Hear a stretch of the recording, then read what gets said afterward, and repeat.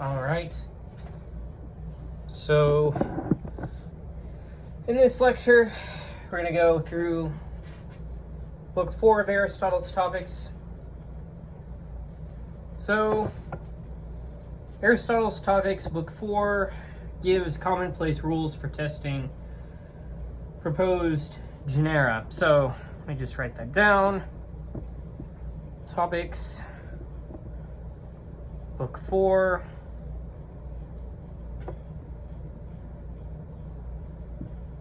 Common place rules for testing proposed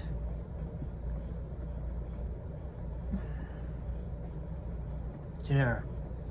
So Book 4 teaches how to ask whether someone has placed a thing in the right kind. So a genus must be wider than the species, predicated in essence in the same category, literally and synonymously said, accompanied by its higher genera, and not confused with accident, differentia, capacity, activity, metaphor, part, or mere accompaniment. Let's go ahead and get on to the first major point.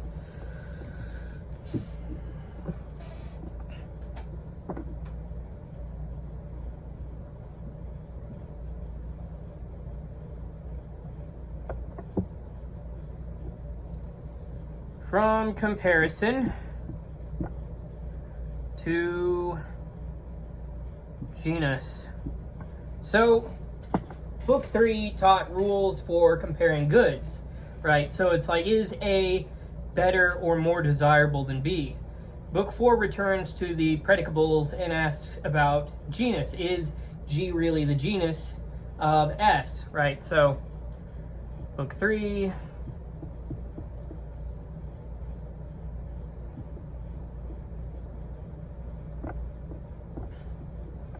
comparison of goods. Book 4,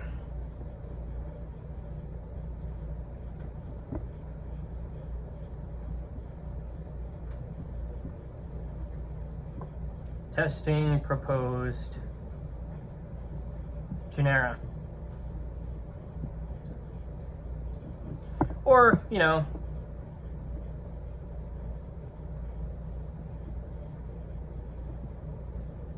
desirables. So book 3, roughly comparison of goods / desirables.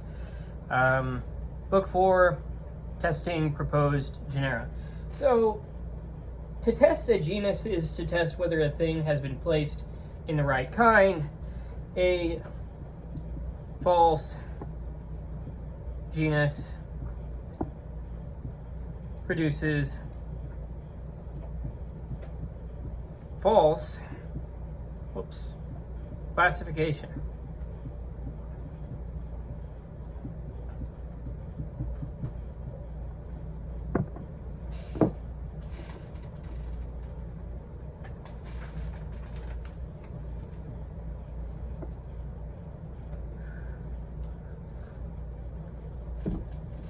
Move on to the next point.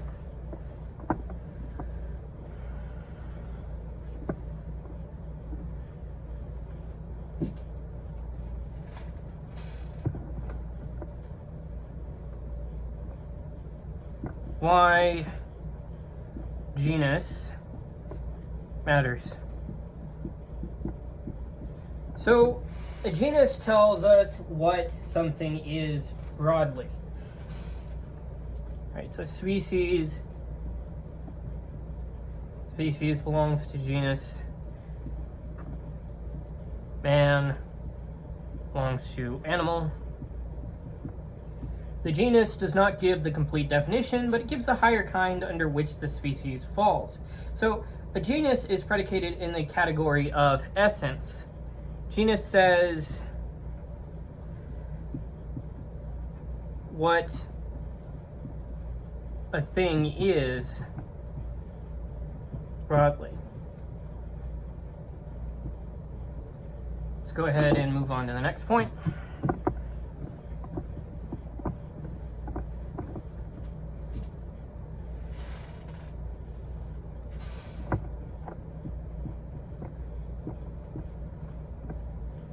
the basic genus question.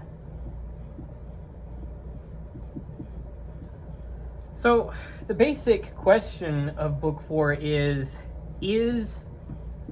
this proposed genus truly predicated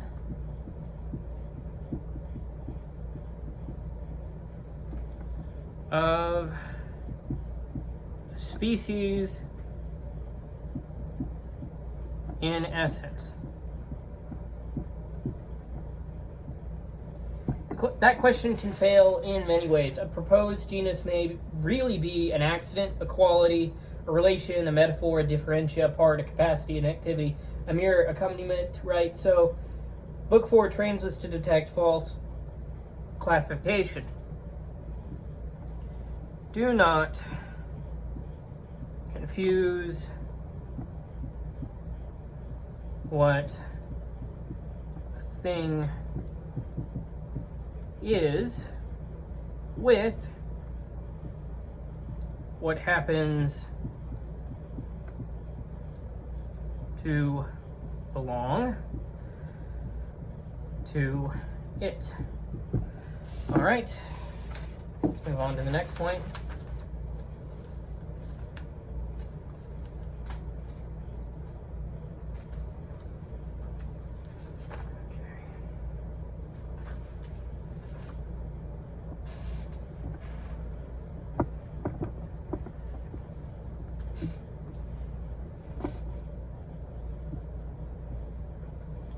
First test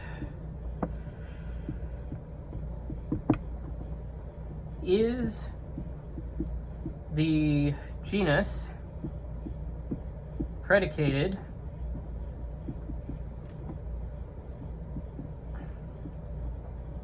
of every member. Oof, okay. Put that over there. Oh well. If a proposed genus does not apply to every member of the species, it's not the genus, right? So let's say you have G is genus of S. Well, that implies G belongs to every S. Well, let's say, okay, some S is not G. Well, that implies G is not the genus. Right? So, for example, suppose someone says, good is the genus of pleasure.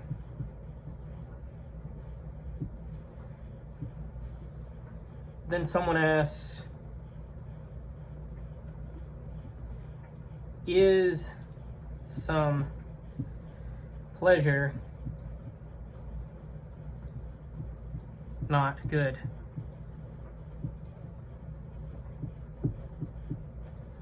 If it's the case that some pleasure is not good,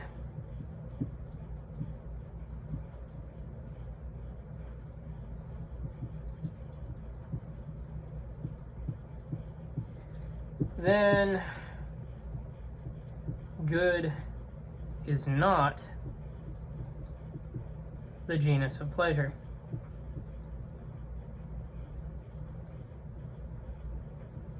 Right? Let's go ahead and get that in there. Okay. So, one species member outside the proposed genus refutes the genus. A true genus is predicated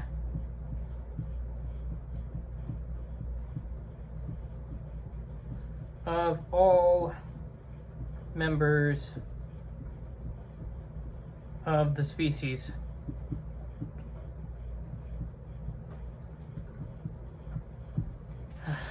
Okay, let's move on to the next point.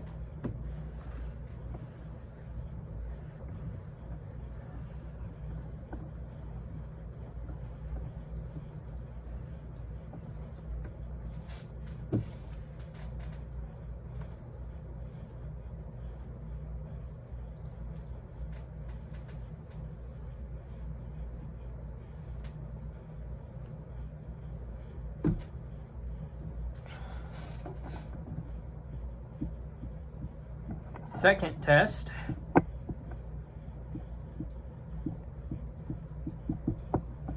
Essence or accident.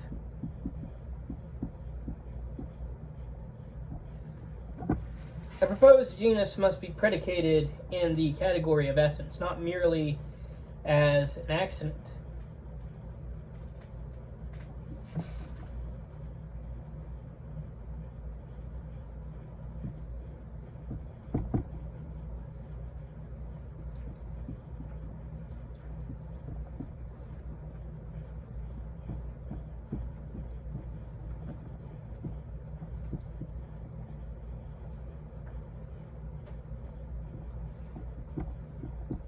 So, for example, let's look at the case of snow and white. So, snow is white.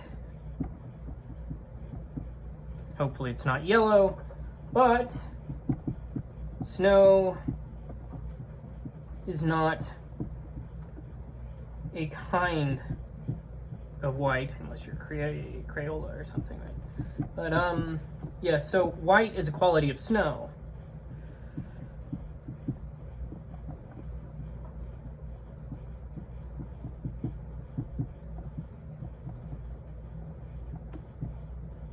Not the genus of snow.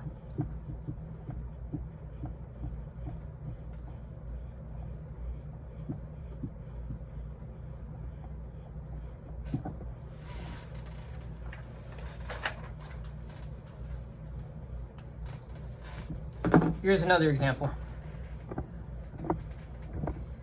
So,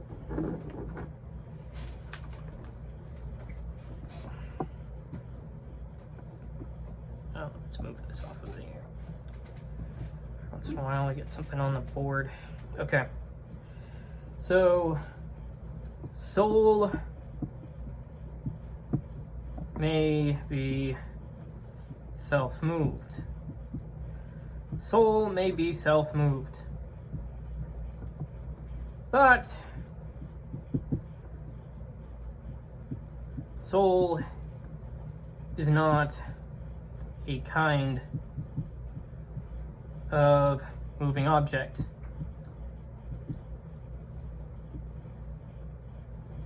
It may be a moving object, but it's not a specific type of moving object. It's not, you know.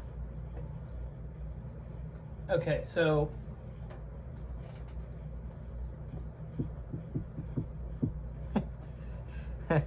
that ball is traveling very soul, right? So I was trying to think of like a weird way to put that, and that's probably it. But motion is not the essence of soul, right? Okay, so a genus says what a thing is, not merely what happens to belong to it. Accidental predication is not generic predication.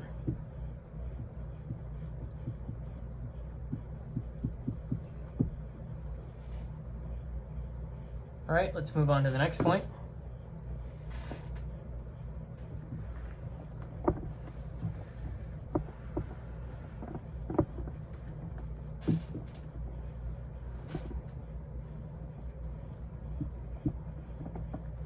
Use the definition of accident. So an accident is what can belong or not belong to the same thing, right? We've been over this. Accident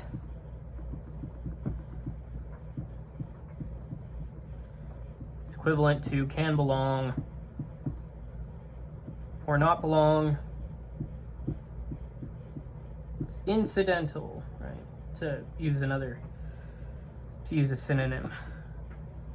Well, an adjective. Now, a genus does not come and go while the species remains. Genus is equivalent to that which belongs as long as the species exists, right?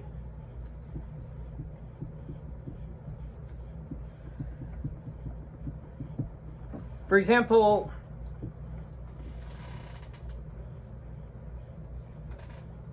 a thing may be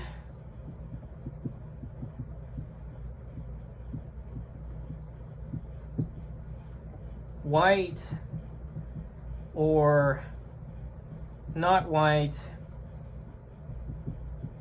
moved, well, self-moved,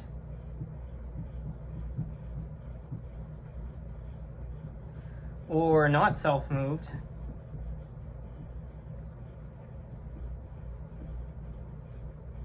Therefore,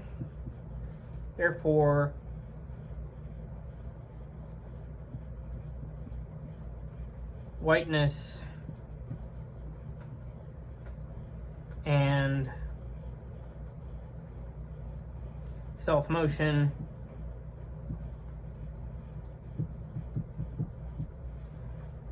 are accidents, not genera in this case. So what can come and go cannot be the genus, unless of course if that itself is the genus, right? So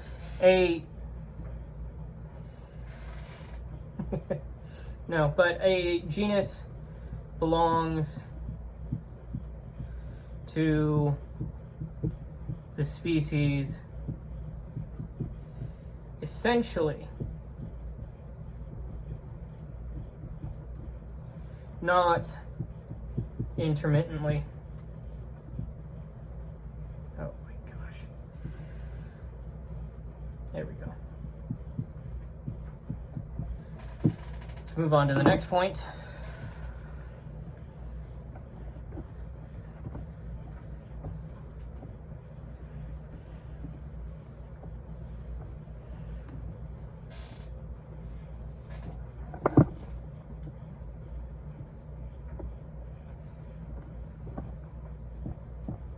Genus and species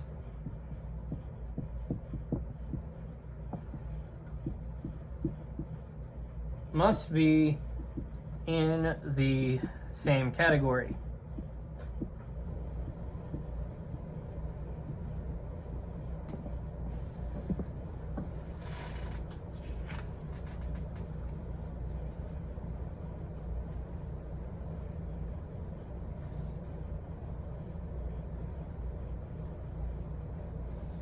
So, if the species is a substance, the genus must be a substance. If the species is quality, the genus must be quality.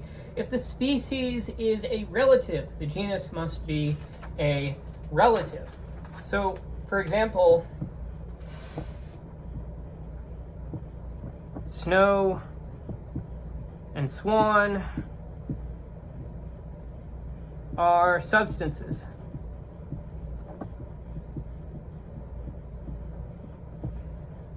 White is a quality.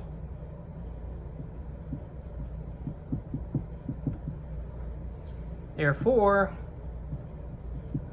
white is not the genus of snow or swan.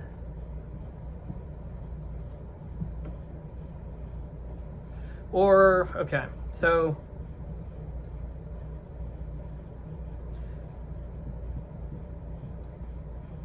knowledge is a relative. Good and noble are qualities, I almost said qualifications, qualities. Therefore, good and noble are not,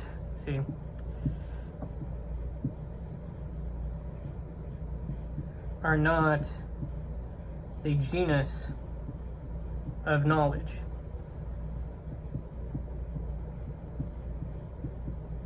A genus must live in the same categorical division as its species. Category mismatch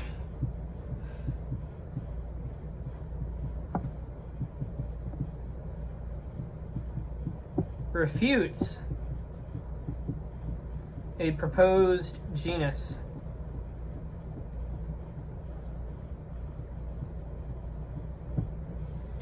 On to the next point.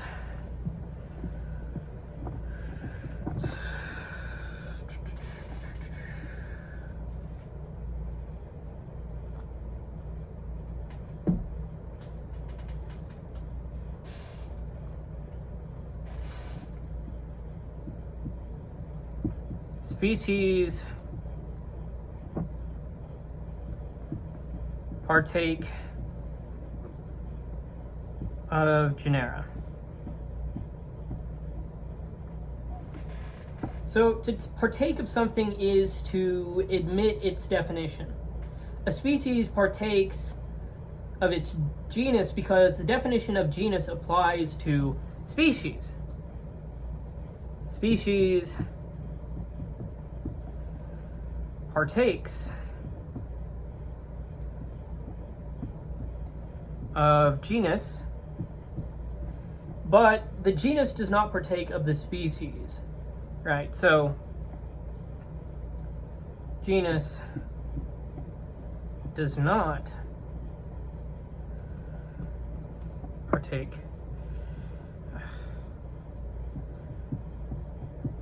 of species. So, for example, man admits the definition of animal, but animal does not admit the definition of man. So, the genus is wider than the species, partaking runs upward from species to genus, not downward from genus to species. On to the next point.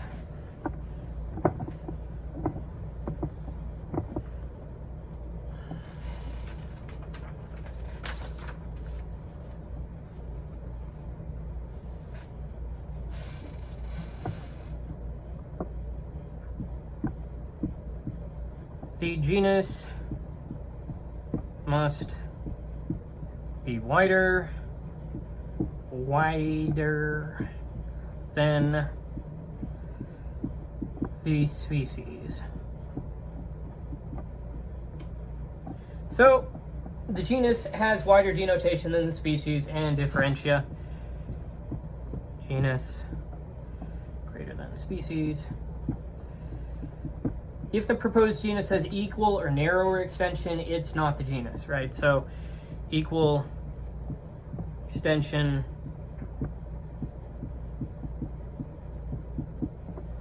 not genus. For species,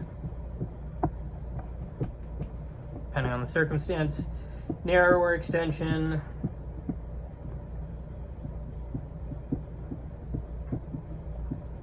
implies not genus. For example, being in unity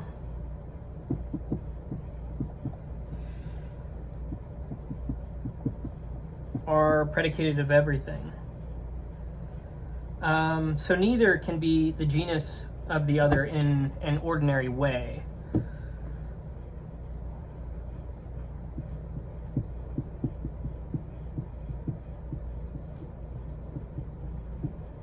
Right? So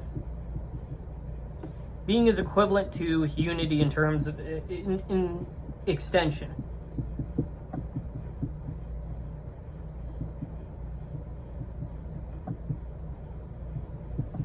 Therefore, neither is the genus of the other.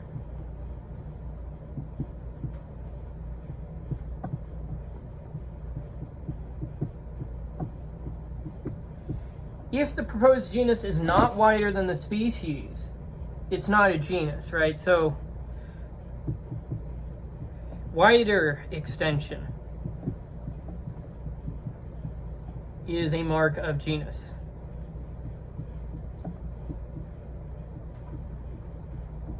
Let's move on to the next point.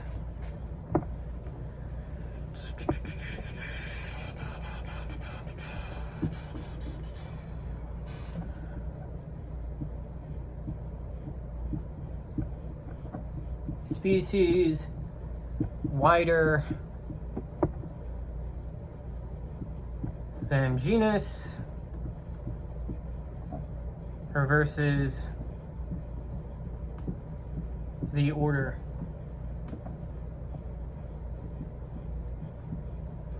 So if the species has a wider denotation than the proposed genus, the classification has been reversed.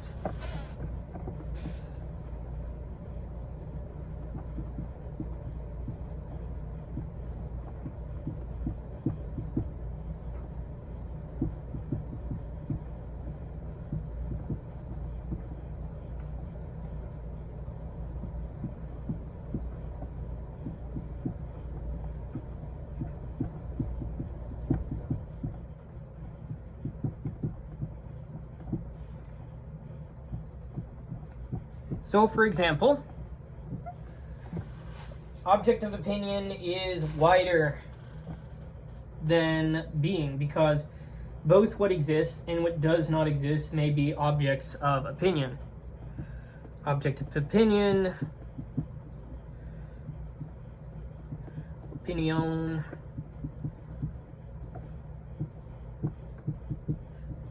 is larger than being, therefore being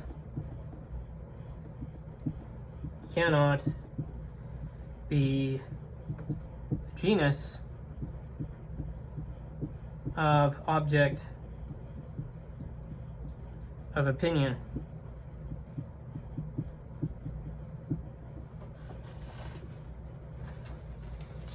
So the genus must include the species, not be included in it.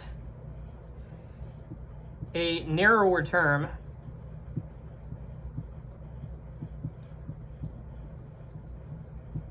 cannot be the genus of a wider one.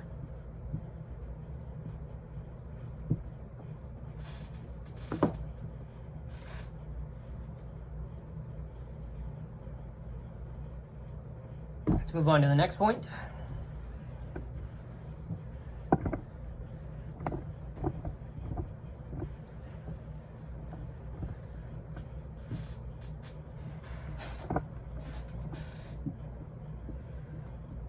If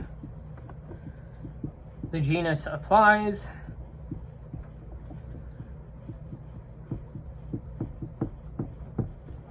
some species of the genus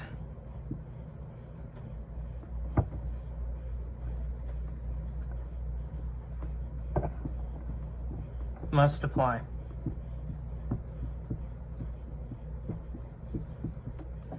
So, if a thing is placed under a genus, it must fall under one of the species generated by the first division of that genus.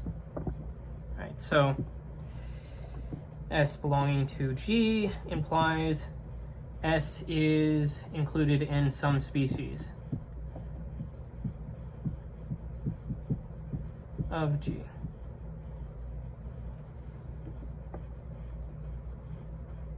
So, for example, let's suppose someone says motion is the genus of pleasure. Well, then pleasure must be some species of motion.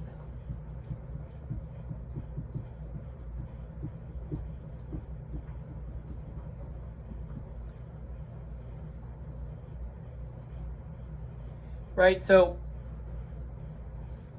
pleasure is, has to be equivalent to some locomotion,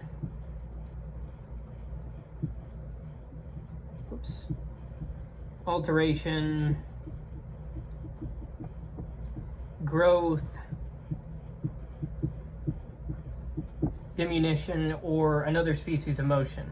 If pleasure is none of these,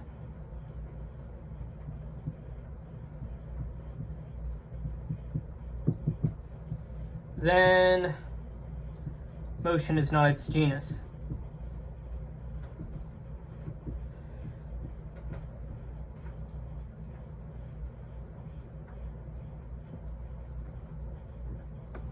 Okay, so a generic claim must be cashed out in the genus's proper divisions. If no species of the genus applies,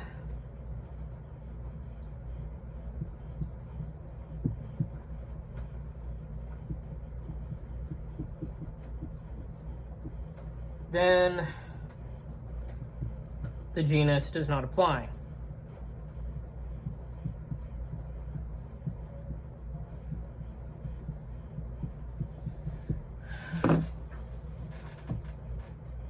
Okay, on to the next point.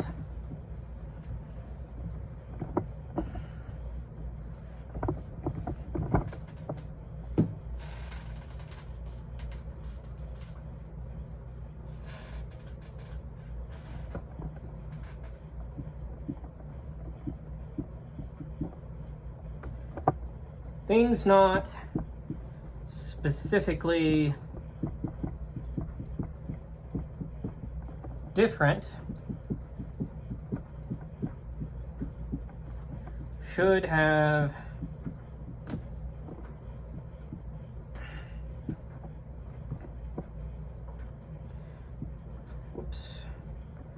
the same genus. So all things that are not specifically different have the same genus. Not specifically different. Specifically different.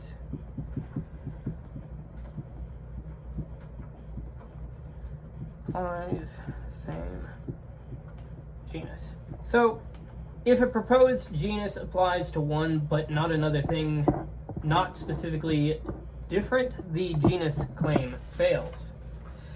A genus cannot arbitrarily split things that are not specifically different. Sameness of species requires sameness of genus.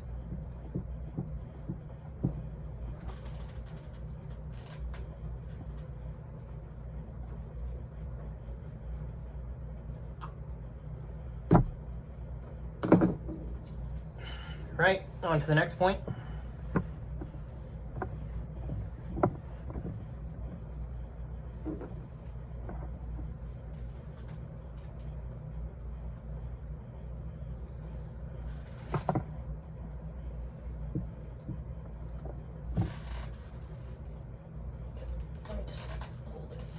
here. Okay.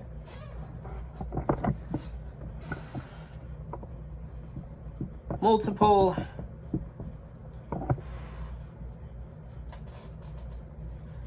genera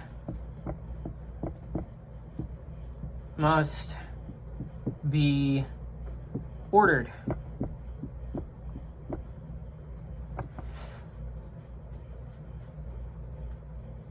So if one species falls under 2 genera, then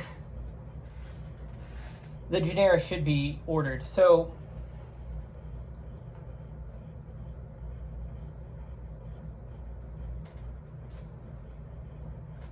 let me just say this, okay. So you have one species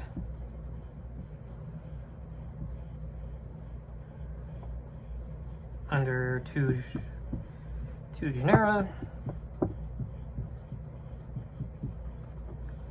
Genera should be ordered.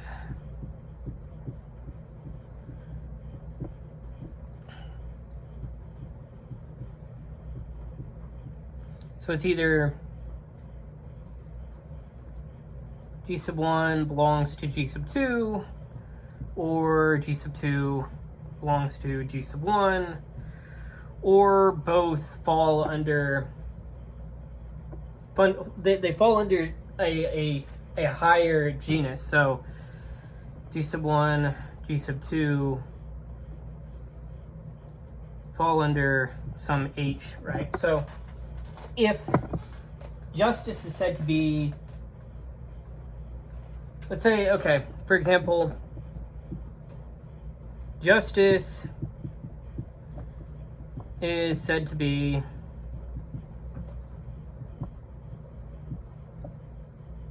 both knowledge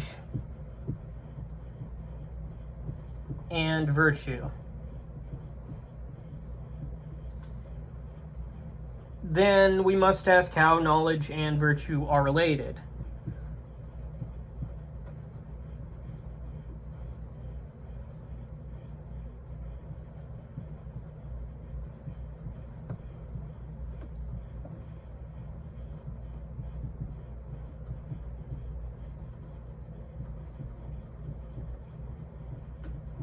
Are they subordinate to each other?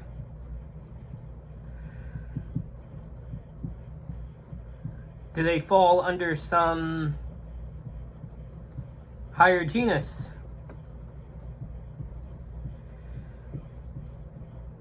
Like state or disposition? Right. So a species cannot be placed under unrelated genera without explanation. Genuine classification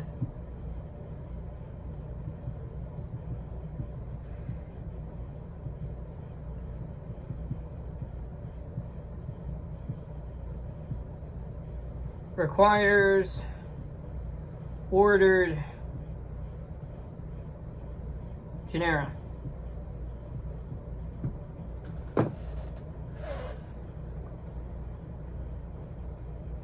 Let's go on to the next point.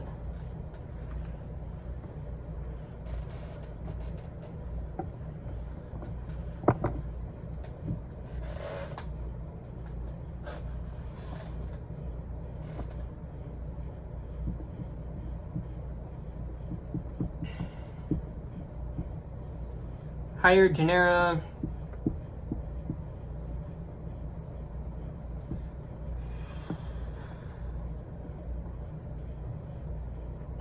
must also be predicated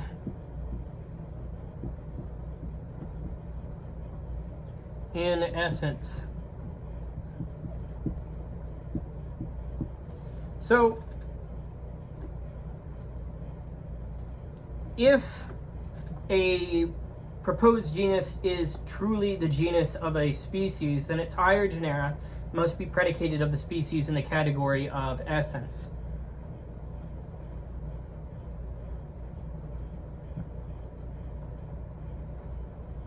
So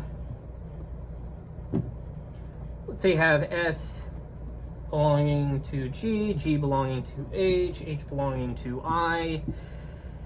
Then G, H, I must all be predicated essentially of S.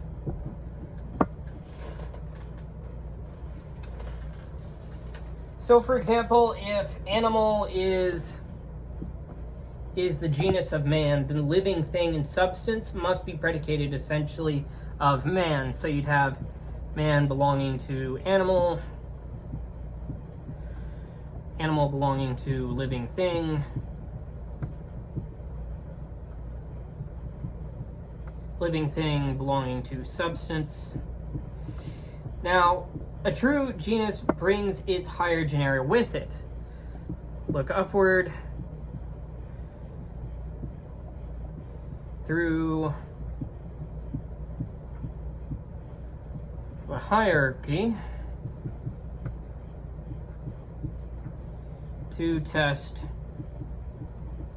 the proposed genus.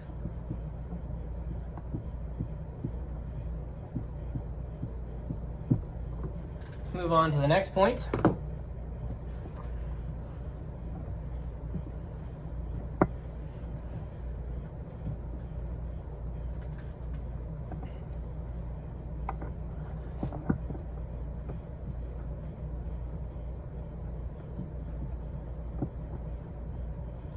If a higher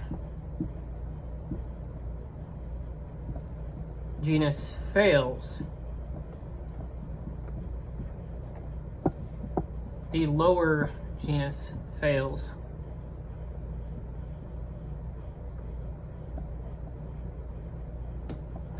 So if any higher genus of the proposed genus fails to be predicated essentially of the species, the proposed genus is false, right? So you have S belonging to G belonging to H. Well, if it's the case that H is not essentially predicated of S, then G is not the genus of S. So the chain of essence cannot break above the proposed genus. A false higher genus exposes a false lower genus.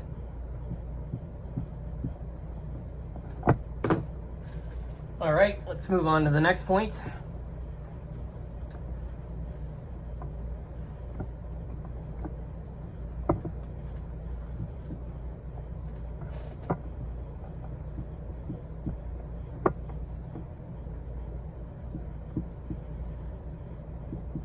Test the things of which the species is predicated.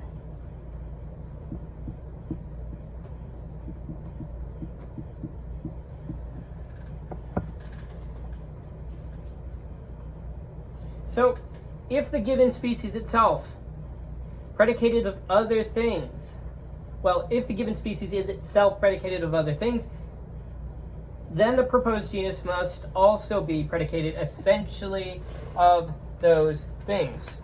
So, let's say we have A belongs to S. Well, if A belongs to S, well, let's also say that we have S belonging to G, well, then A belongs to G. Whatever falls under the species should also fall under the species' genus. The genus follows the species down to its instances. All right, let's move on to the next point.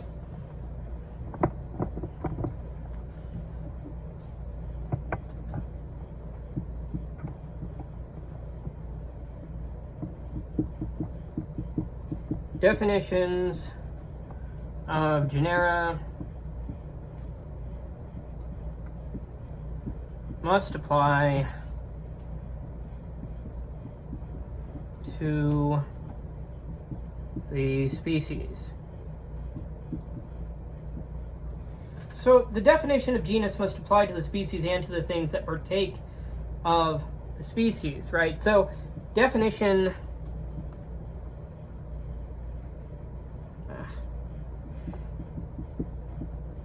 of G applies to S. Definition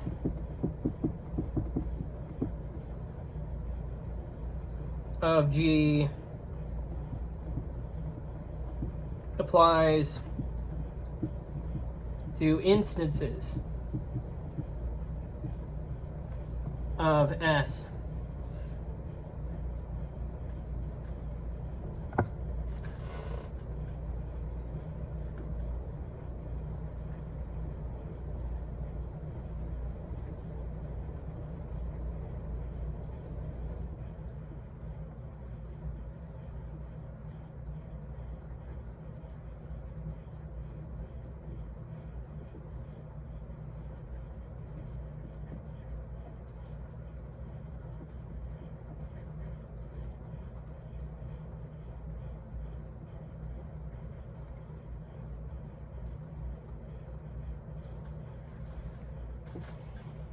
So whatever falls under the species should also fall under species' genus, right?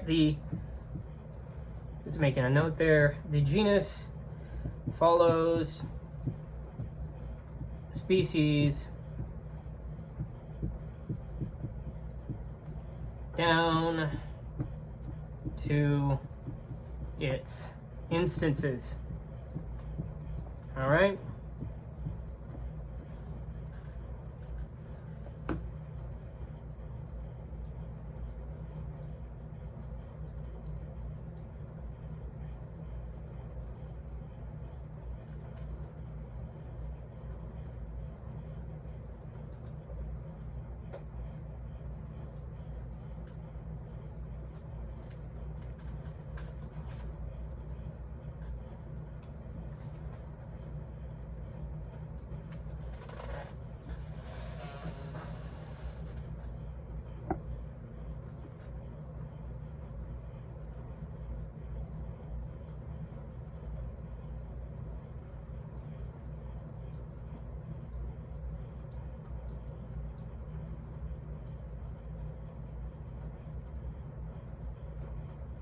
I just realized I wrote a note from earlier. Okay. I'm making a note for this other lecture I'm planning in the future, so got a little bit sidetracked. We're on point 17. Definitions of genera must apply to the species. Definition of G applies to S. Definition of G applies to instances of S. So it's not enough for the name of the genus to apply. Its definition must also apply, right? So a true genus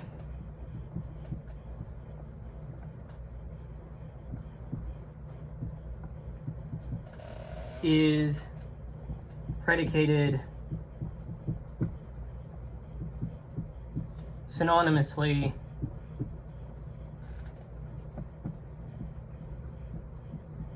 with its definition. Yeah, there we go.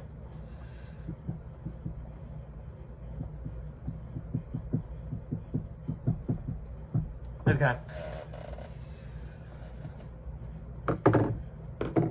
All right, on to the next point.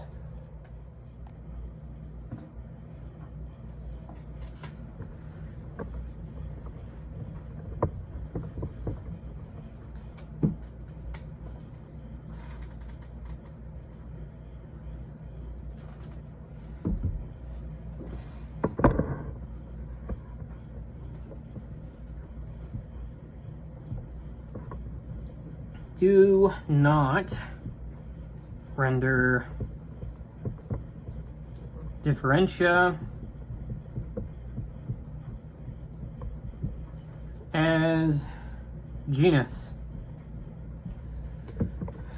A differentia should not be treated as a genus.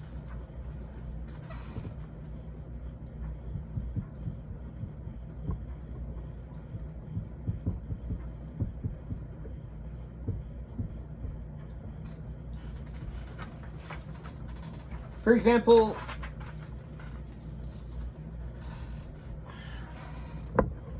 example, don't call immortal the genus of God.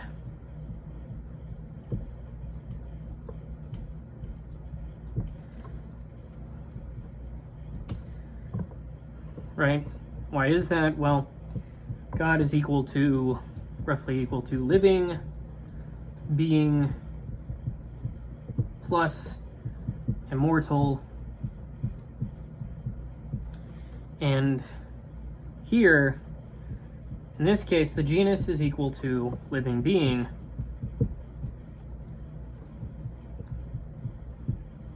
The differentiating factor, that differentia, is immortal. So immortal tells us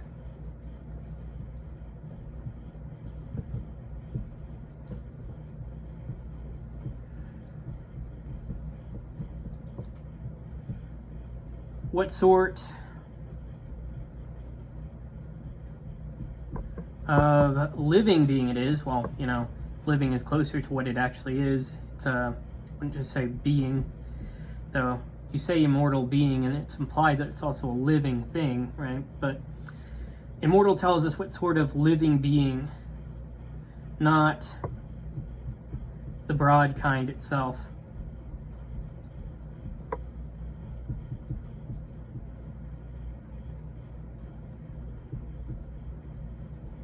So the genus tells the broad kind. The differentia tells us what sort within that kind. So differentia qualifies the genus. It is not itself the genus.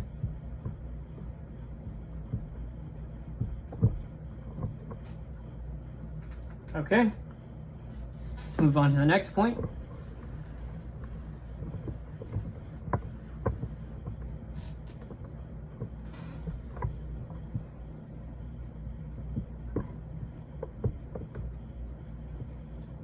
Do not place the differentia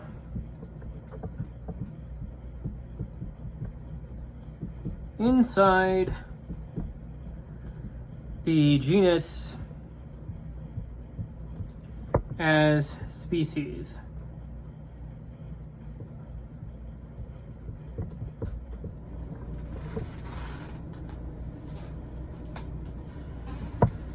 So a differentia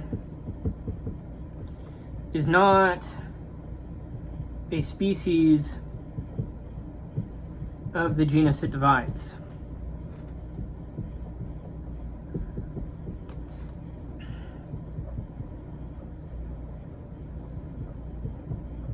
For example,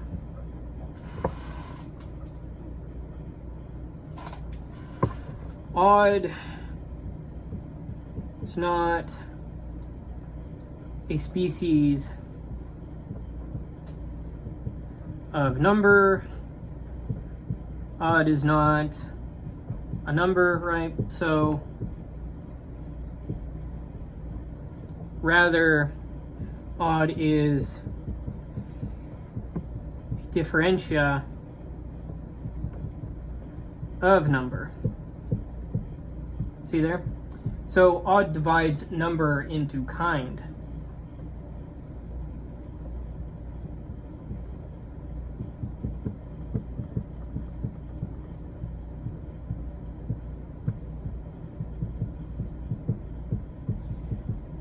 A differentia divides a genus. It is not itself a species under that genus.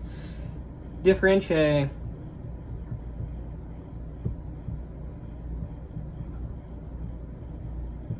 are not species or individuals.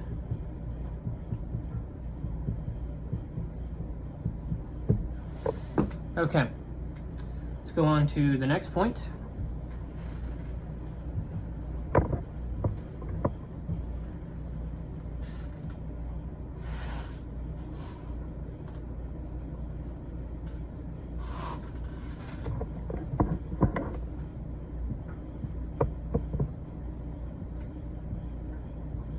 Do not place genus inside species.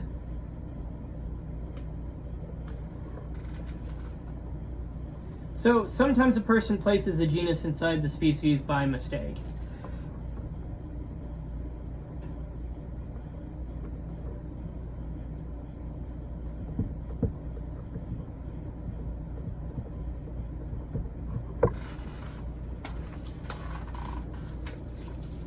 For example,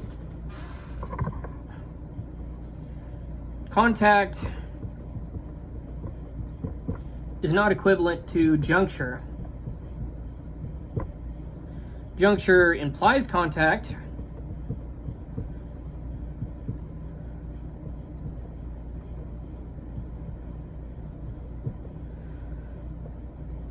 but contact does not imply juncture.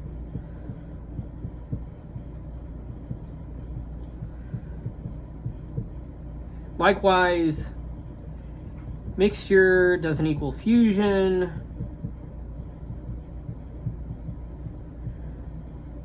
And locomotion is not equivalent to carriage. Now, if the supposed species is wider than the supposed genus, the classification is reversed, right? So, misordered extension exposes false genus claims. Let's move on to the next point.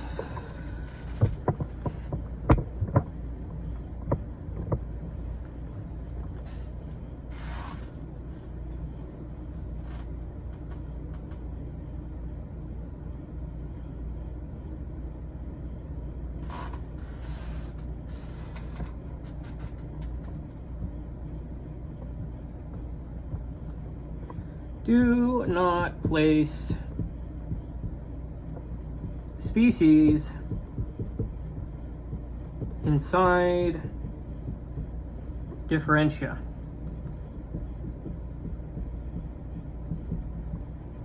So,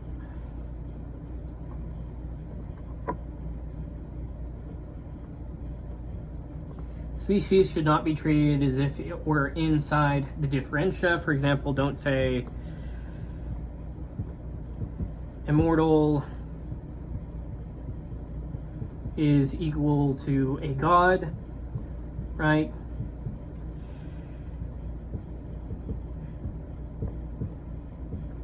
immortal has a wider denotation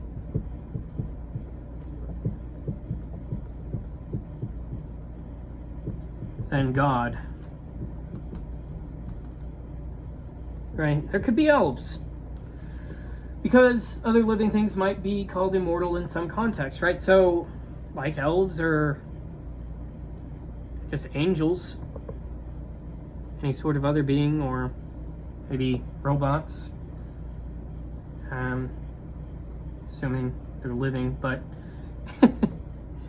anyhow, the differentia is at least as wide as the species it marks. Species is not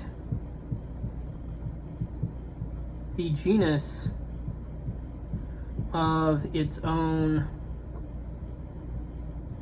differentia.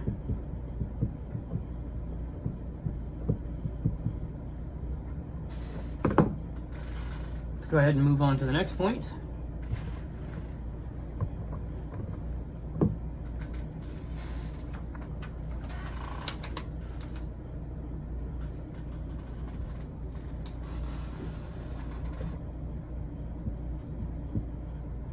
Do not place genus inside differentia.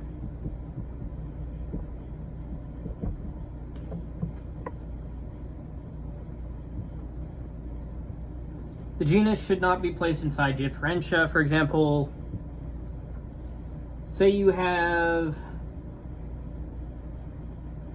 want to define color.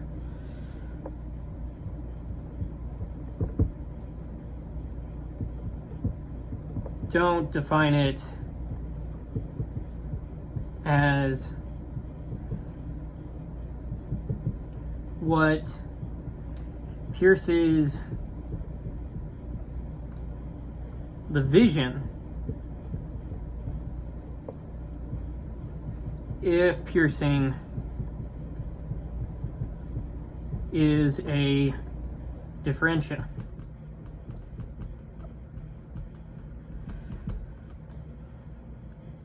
Let's say you want to define number. Well, don't define it as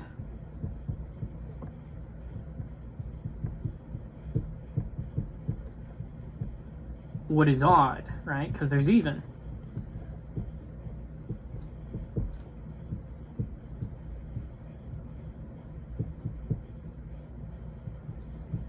And odd is a way of dividing number.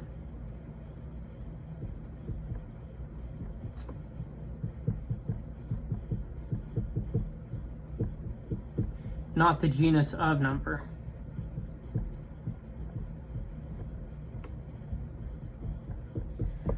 So the genus has wider denotation than its differentia and does not partake of its differentia. The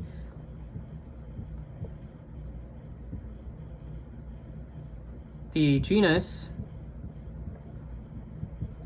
is not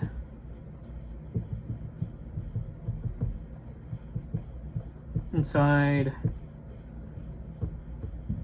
one of its divisions.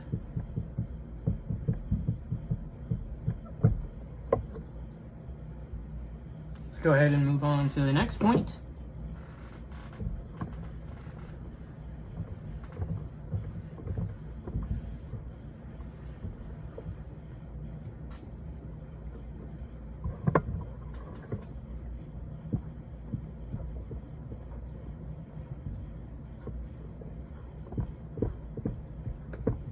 Genus and differentia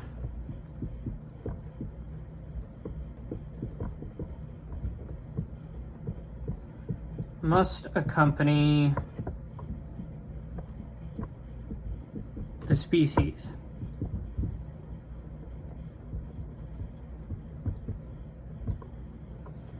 So, if a proposed genus or differentia can be absent from the alleged species while the species remains. It's not really the genus or the differentia, right? So S exists implies G present. S exists implies D present.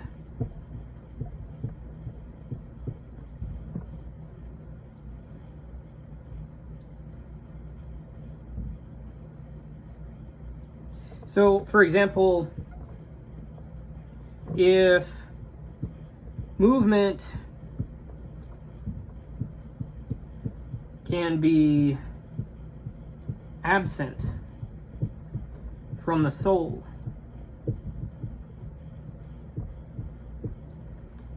then movement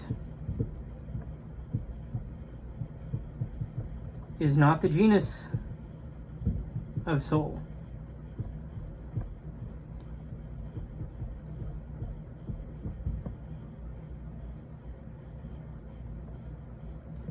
All right. Another example. If truth and falsehood can be absent from opinion, then they aren't its differentia. Now, the genus and differentia do not come and go while the species remains. Essential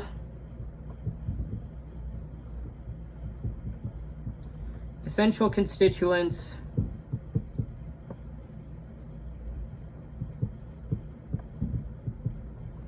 accompany the species as long as it exists.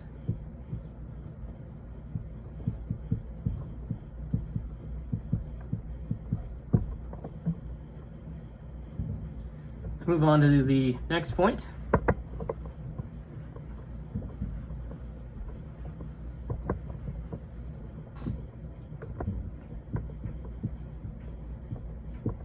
The species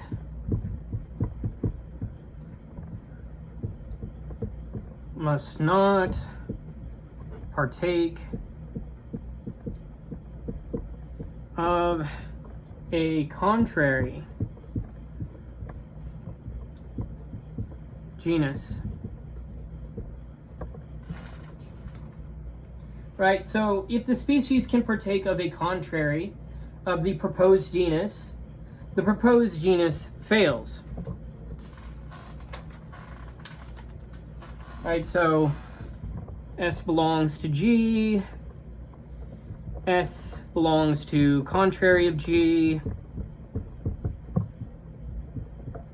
therefore G is not the genus of S. A thing cannot essentially belong under contrary genera at the same time. So, contrary genera expose false classification.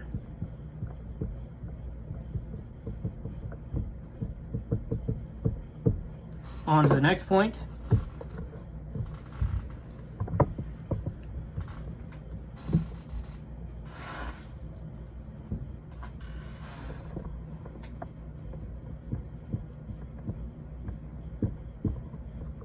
The species must not have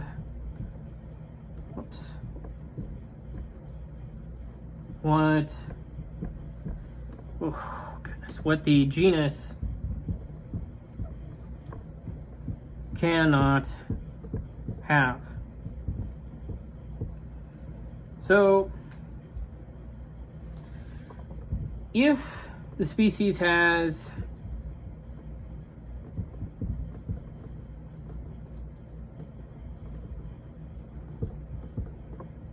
a feature impossible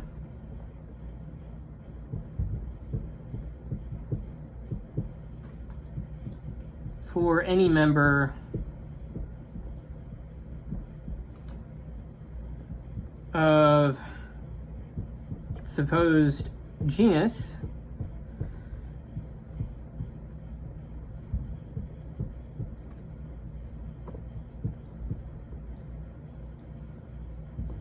then I feel like it's two S's, but I can't remember.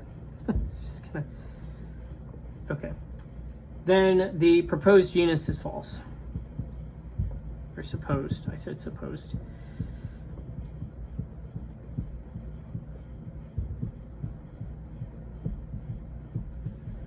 All right.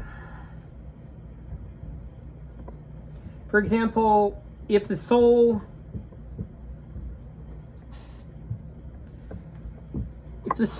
shares in life while no number can live, then soul cannot be a species of number, right? So soul has life, number cannot have life, therefore soul is not a number.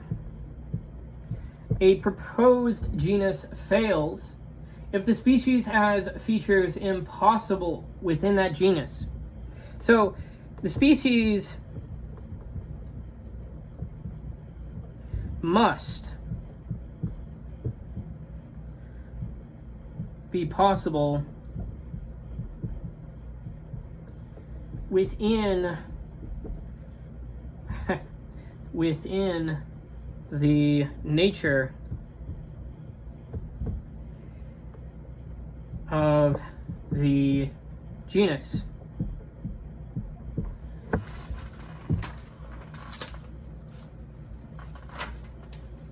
Let's move on to the next one. Next point.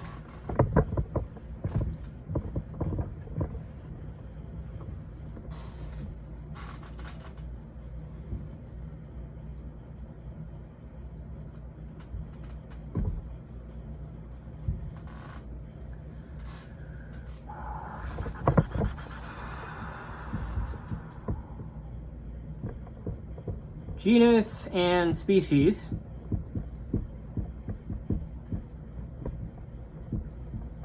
must be synonymous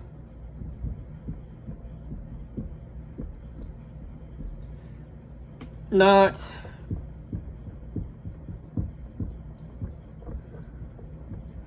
homonymous.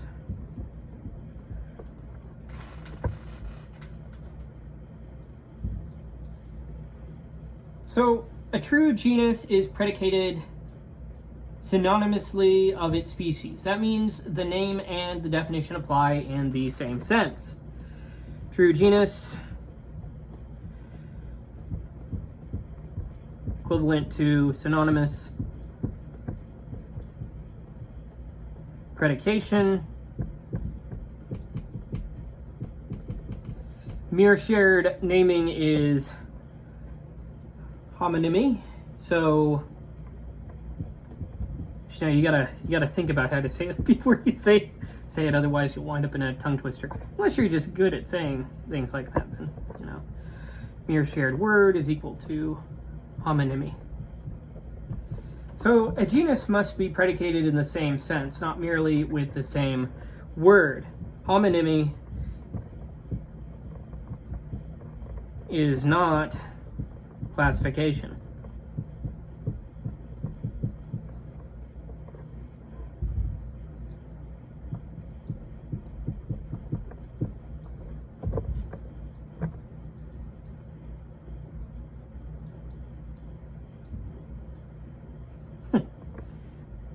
right? So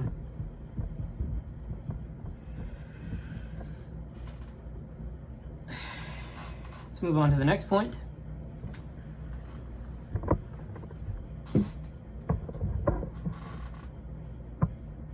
Now, I wrote a little for versus is not equal to for, FOR versus FORE, but that's not exactly what, that's a homophone. Shared word. I can't think of one right off the top of my head right now, but let's say you had a title, right? So like Species, that movie about the alien, and you're talking about species in general, and you say that those things mean the same thing. It's like they don't, even though they're the same word technically. But I guess bark and bark would be one, right? So it's like there's tree bark, spelled the same. A dog, the noise it makes sometimes, bark. Yes, now let's go to the next point. A genus must have more than one species. So every genus has more than one species, right? So genus implies multiple species within the Aristotelian framing. So if it is impossible for there to be another species besides the one given, then the proposed term is not really a genus. So a genus is a common kind, not a private label for one species, where there is no possible division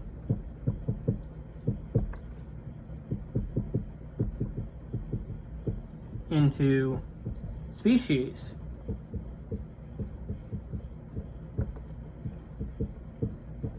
There is no genus. Let's move on to the next point.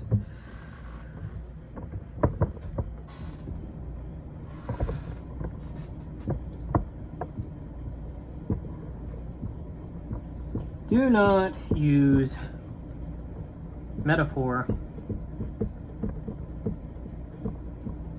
as genus. So, yeah, it pretty much says itself. Metaphor not equal to genus. Now, for example, don't define temperance as harmony. Right? Don't say temperance is harmony. Because while that may be metaphorically suggestive, right? It's well,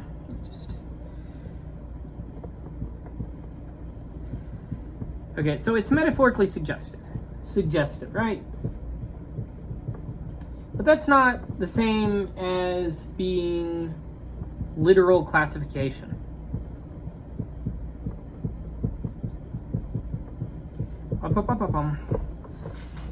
Now, a genus must classify literally, not poetically. Metaphor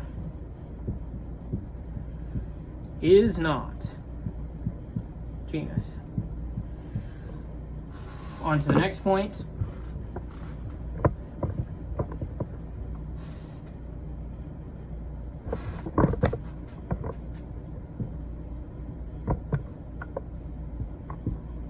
Use contraries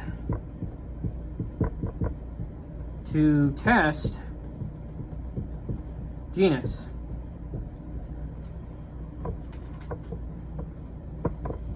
If the genus has no contrary, then contrary species should not be in the same genus. S and contrary S prime belong to G. So if the genus has a contrary, then the contrary species should be found in the contrary genus. So S belongs to G.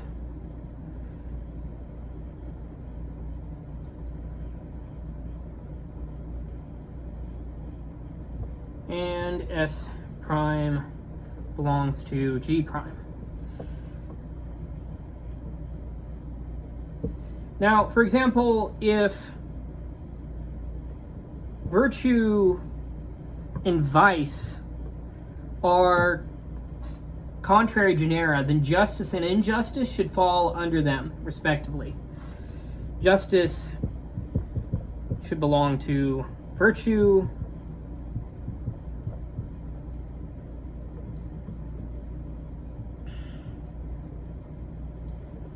Injustice should belong to vice. Contrary species should be looked at, well, should be located according to the contrary structure of their genera. So contrary structure should be preserved across genus and species. Let's move on to the next point.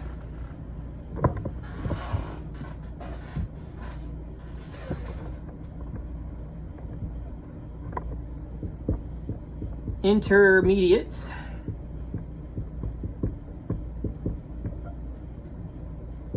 must fit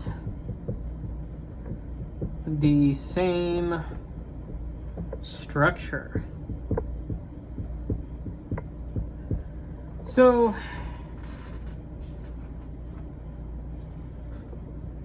if the contraries have intermediates,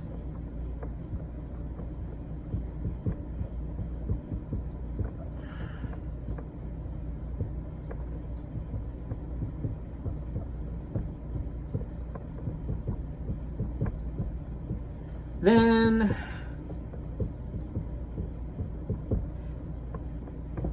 their genera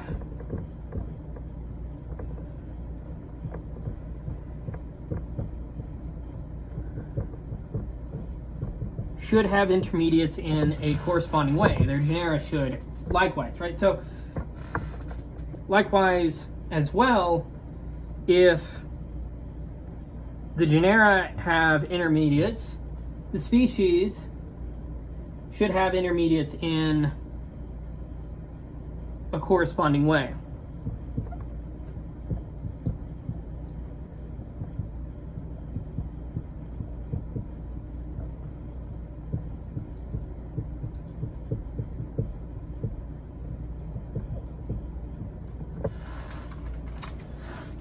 For example, virtue and vice, those have intermediates.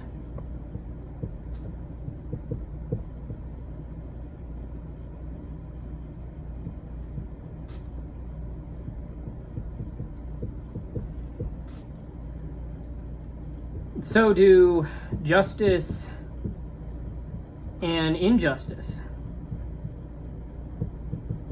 Right, those have intermediates. The structures correspond.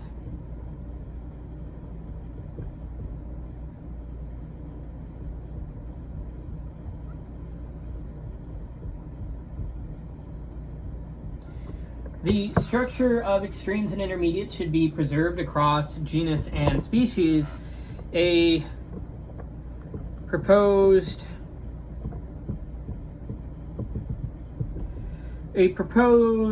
genus should preserve the opposition structure of the species.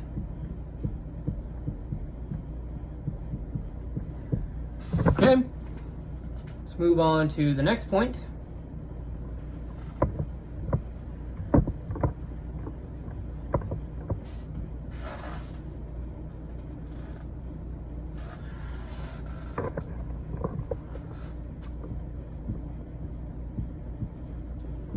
Coordinates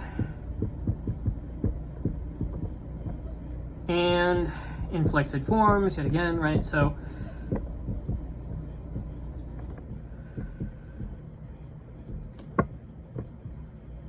Aristotle recommends looking at coordinates and inflected forms, right? So just if, for example, if justice is a kind of knowledge,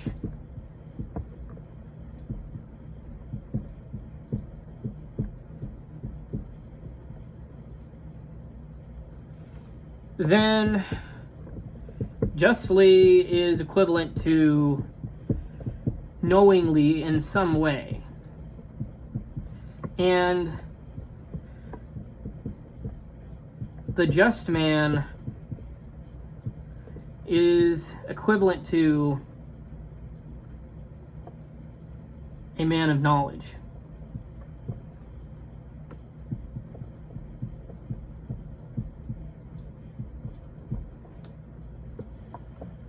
Now, if any of these related expressions fail,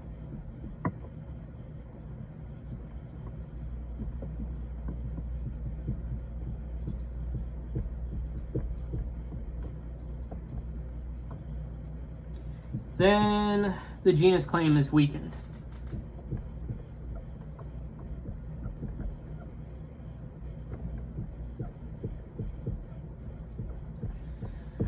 Now, a genus claim should hold across the family of related expressions. So here we'd test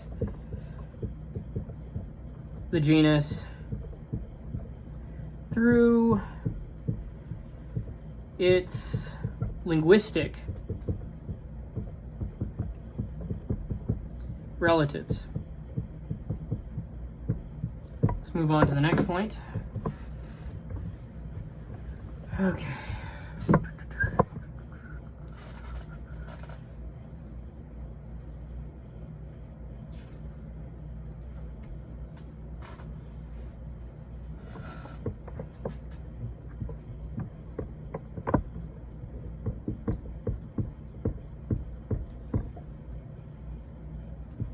Likeness and analogies. So likeness, Aristotle also uses likeness here. So, for example, pleasant,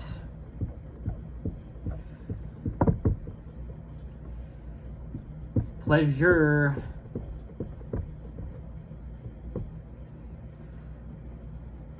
well,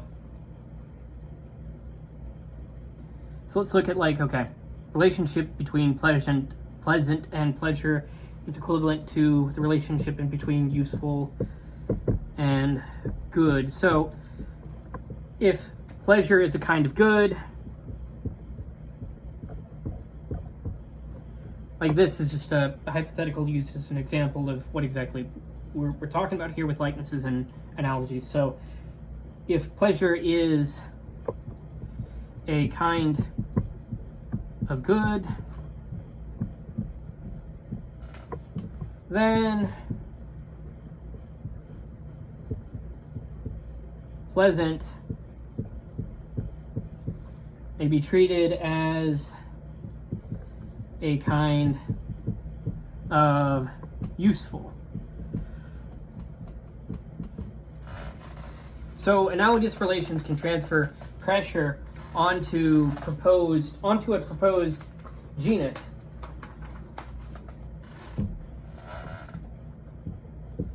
Analogy gives a route for testing genus, but not an automatic proof.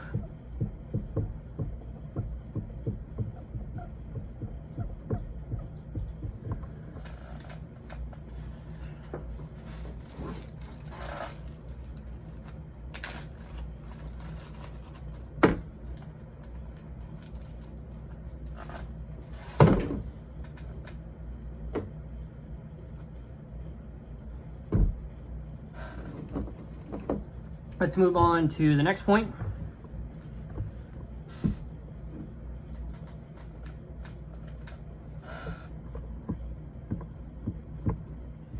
Generation, destruction,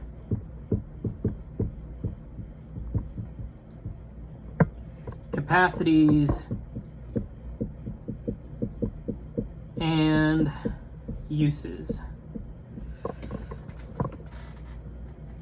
Right, so the same analogical testing applies to each of these, right? So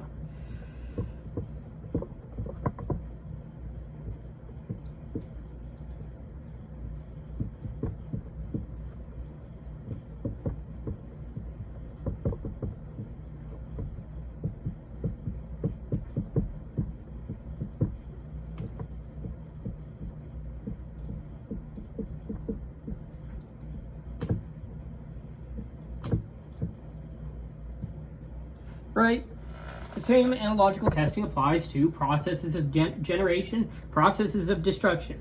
Things that can generate, things that can destroy, capacities, uses. For example, if to build is to be active, is equivalent to being active, right? So then to have built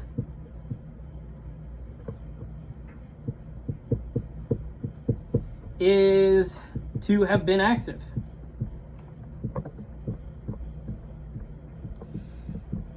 And the same thing goes for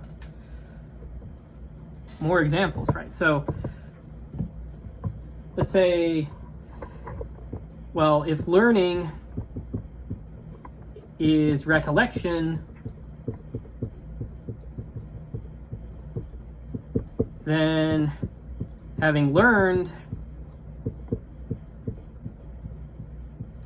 is equivalent to having recollected.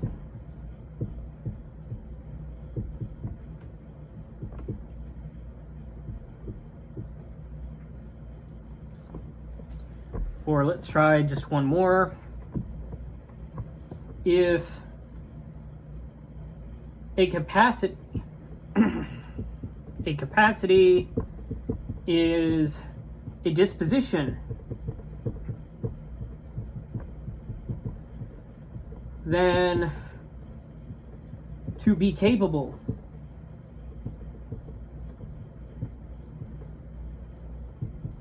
is to be disposed. Disposal? to be disposable. But yeah, so a genus claim should remain stable across related processes, products, capacities, and uses, right? So the same classification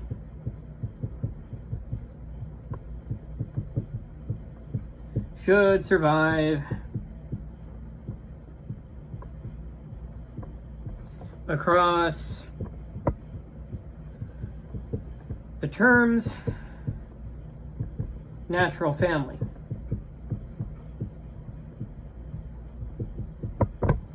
Let's go ahead and move on to the next point.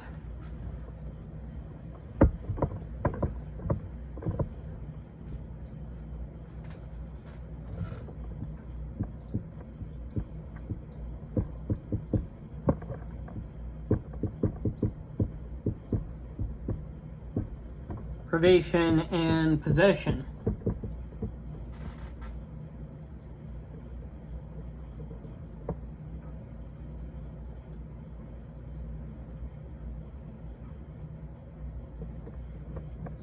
So if the opposite of the species, but you don't know what it is. If the opposite of species is privation, like you don't know what it is for sure, then you can test whether privation falls under the opposite genus.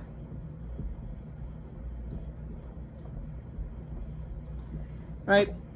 Now, for example, if blindness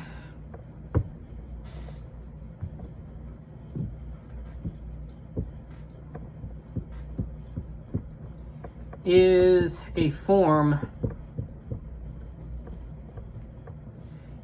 of insensibility,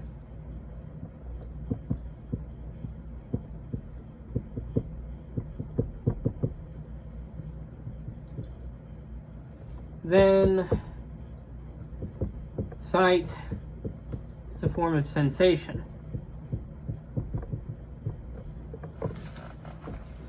Privation and possession can test whether a genus relation is properly paired. The positive and privative forms should belong under corresponding genera.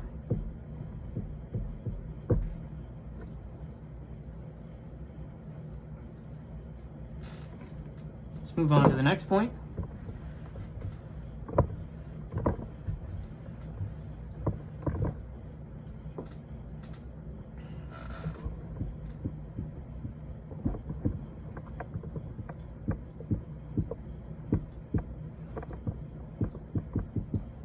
Use negation by converting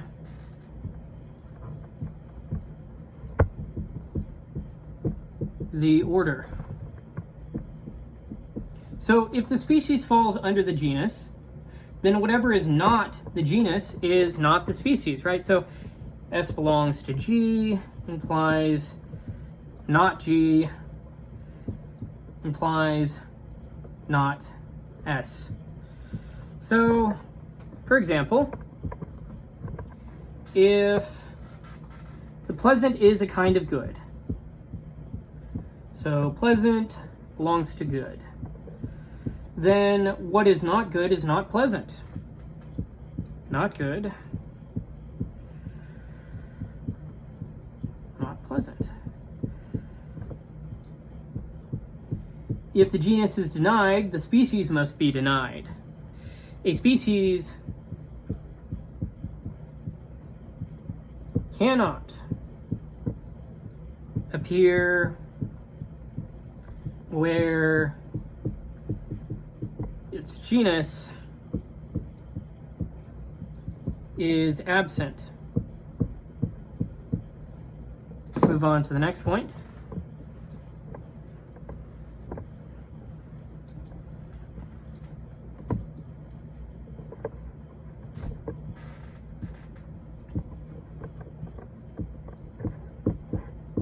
Relative terms and their genera.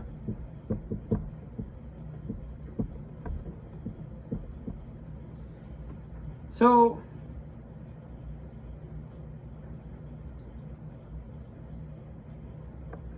if the species is a relative term,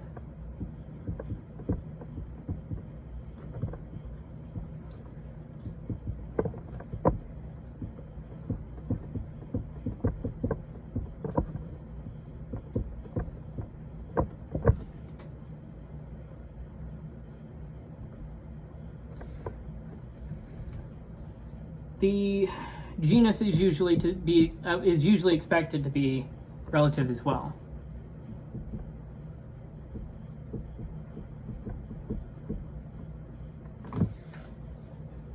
Now, for an example of this, let's say you have double belonging to multiple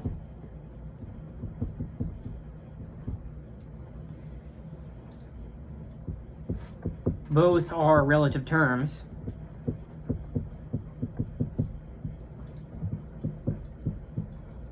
Relating to an object, right? So you have double of something.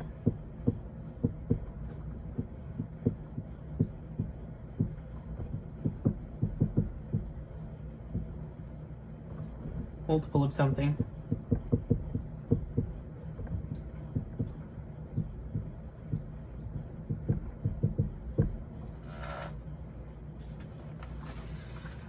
Now, relative species should fit the relational grammar of their genera.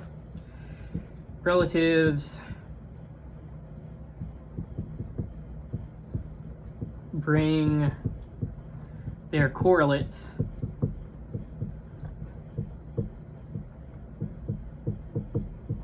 with them.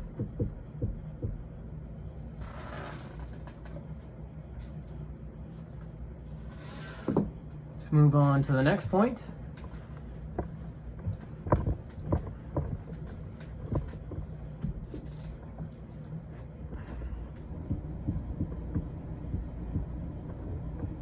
Same relational use.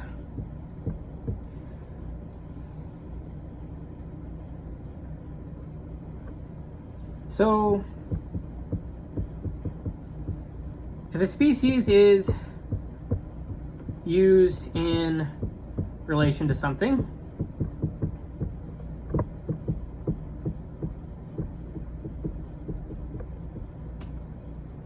then the genus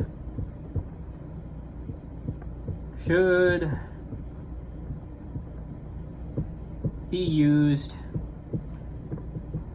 in a corresponding relation.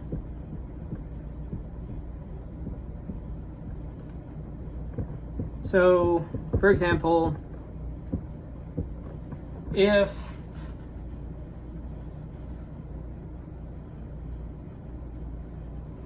double means double of a half, then multiple should also be used in relation to that same correlate, right? So you have double of x. That implies you should say whenever you're saying multiple of something, you should talk about the same something, right? So multiple of x. Now, a proposed genus should preserve the relational pattern of its species. Genus and species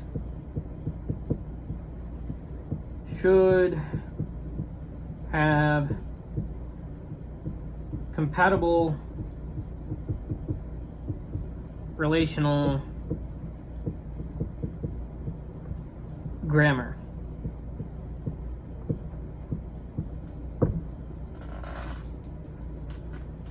Let's move on to the next point.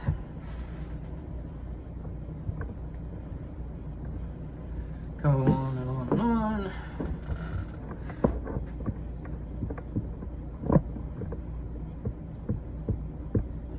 Case, relationships, and constructions.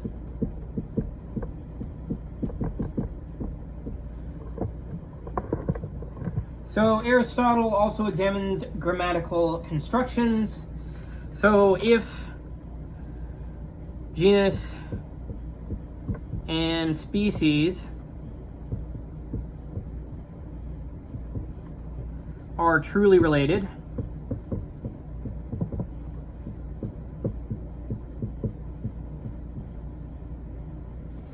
then their constructions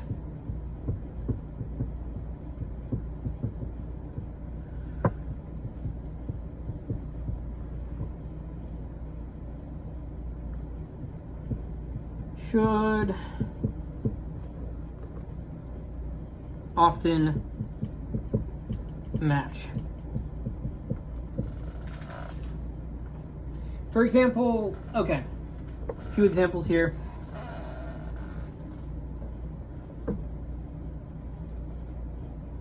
We say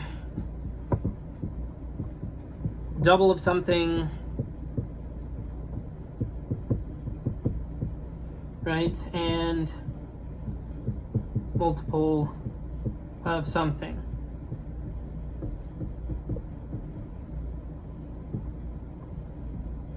Right, we say knowledge of something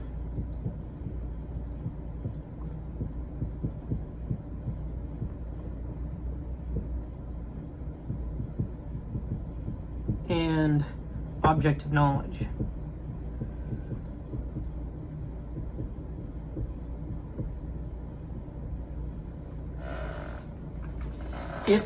So the grammar of a term can reveal whether it belongs under the proposed genus. Logical relations often show themselves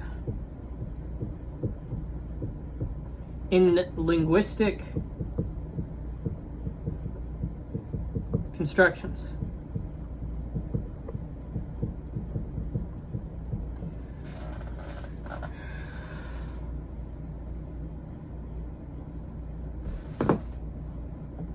Let's move on to the next point.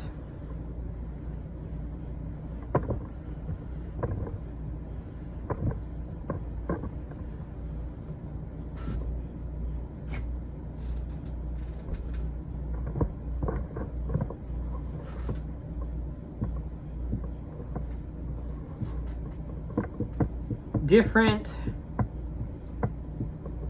kinds of relatives.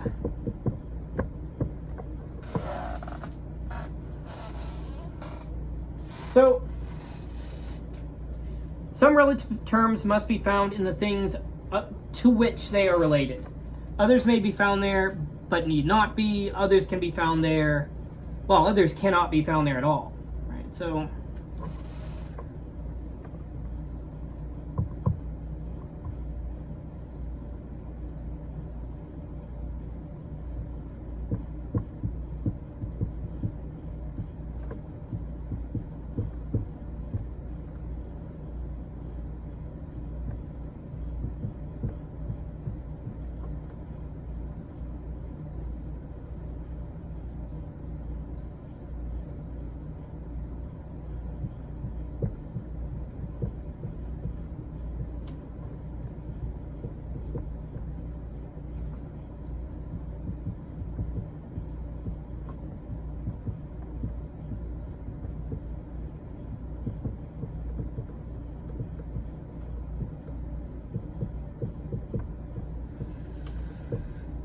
for example,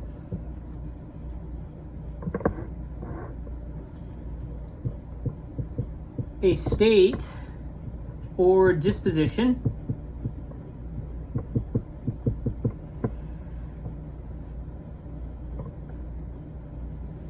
is found in the things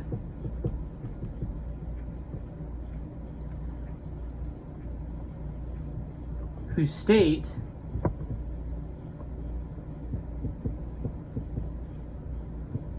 or disposition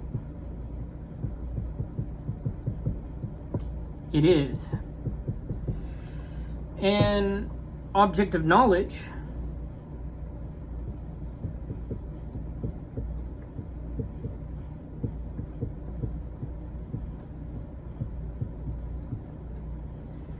may be known by the soul, may be known by a soul,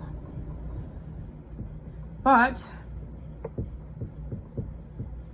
need not itself contain knowledge.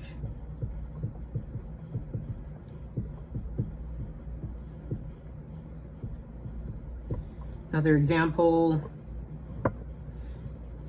a contrary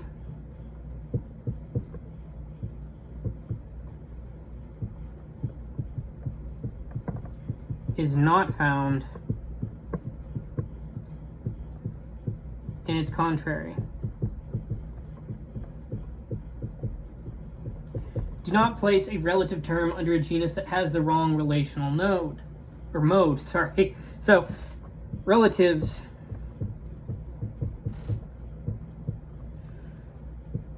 must be classified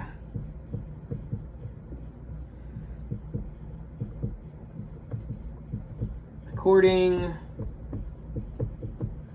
to how they relate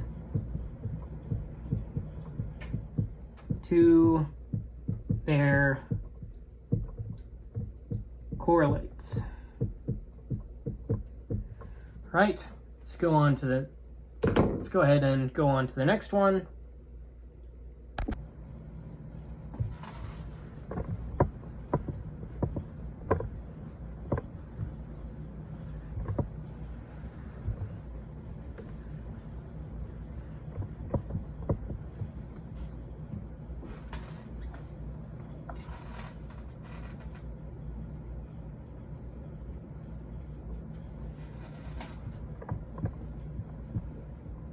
State and activity.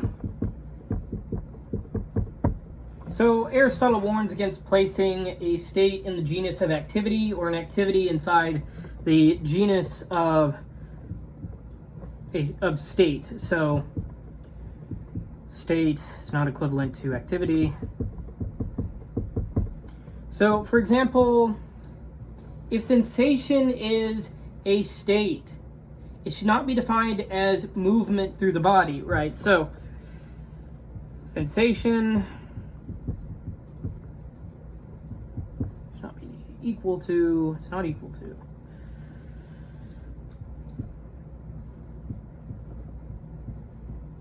Movement through the body. Now, a proposed genus fails if it places the thing in the wrong mode of being. State and activity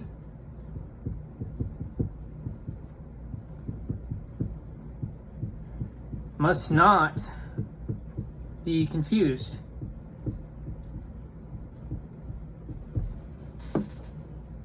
Let's move on to the next point.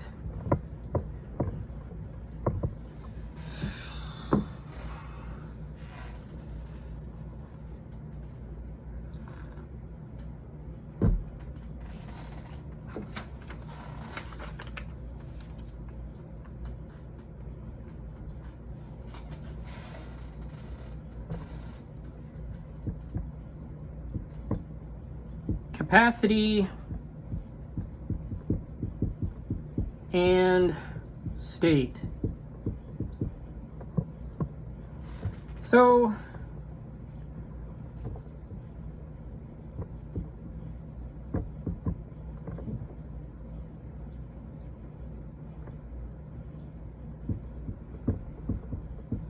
state should not be ranked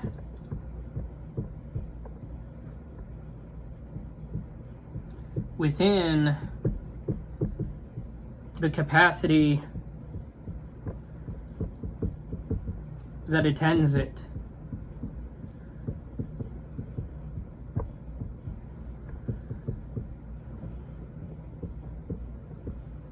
Right, so do not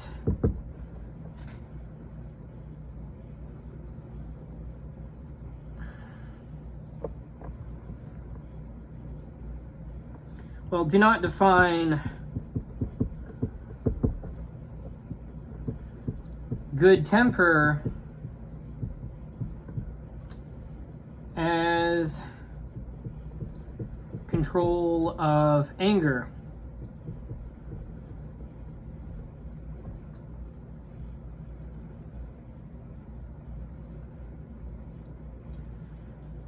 Or courage as control of fears, or justice as control of gains.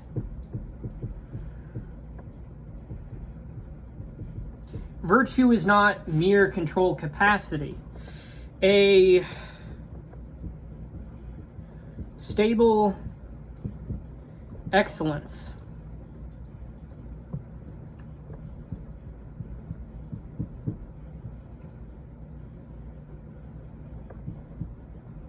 is not the same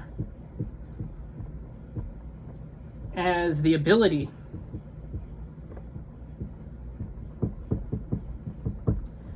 to resist passion.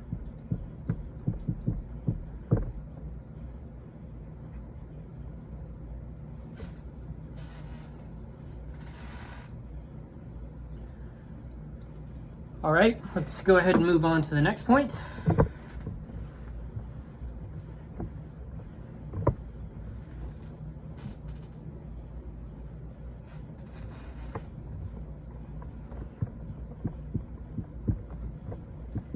Virtue and self-control. Now, the courageous or good-tempered person is not merely the person who feels passion and controls it. Rather, the virtuous person is properly ordered with respect to those passions. The self-controlled person still has contrary passions, but resists them, right? So, self-control is not virtue itself, right? So, you know, it's a part of it. And now, control of passion is not the same thing as proper ordering of passion. Right? So we don't want to mistake an accompanying capacity for the genus of a virtue. Virtue is deeper than resistance.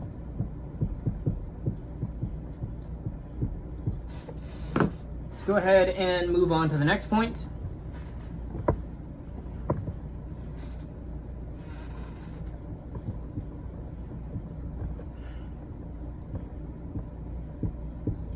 Do not mistake attendant features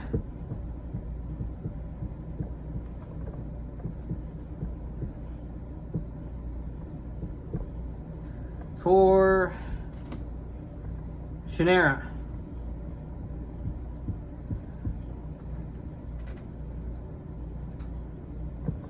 Right?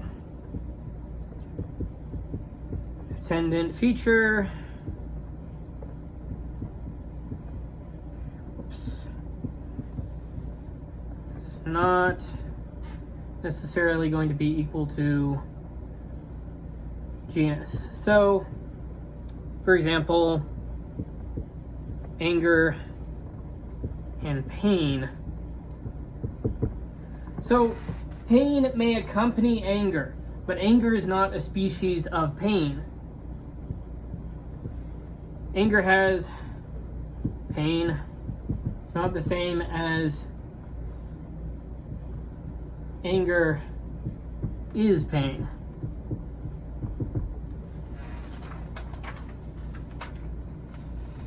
Another example, conviction and conception. Conception may accompany conviction, but conviction is not a species of conception.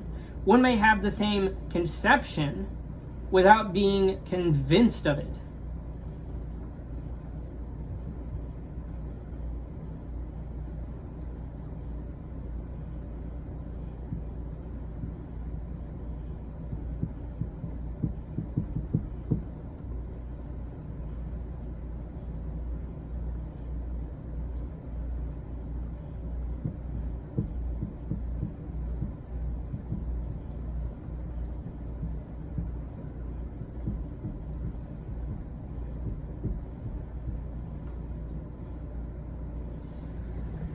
So, what accompanies a thing need not state what the thing is. Accompaniment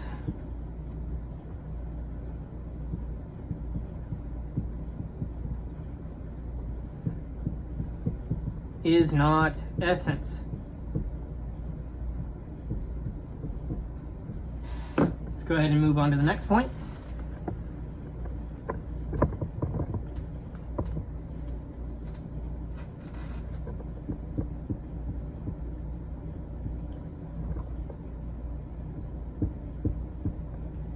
Genus and species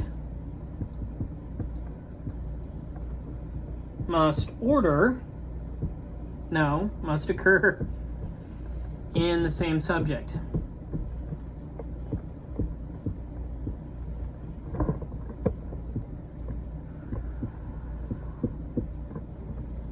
So, if a genus truly contains a species, then what contains the species should also contain the genus.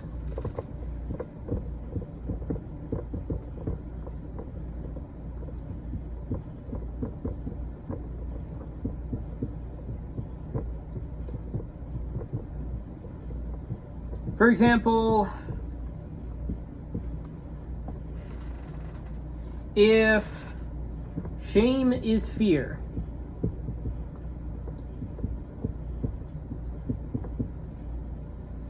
then shame and fear should occur in the same faculty. But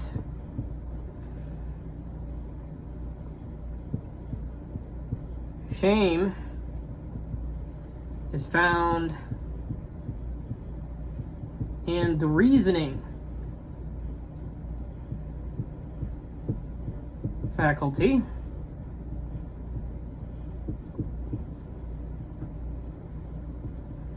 while fear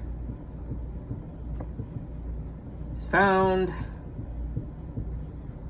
in the spirited faculty.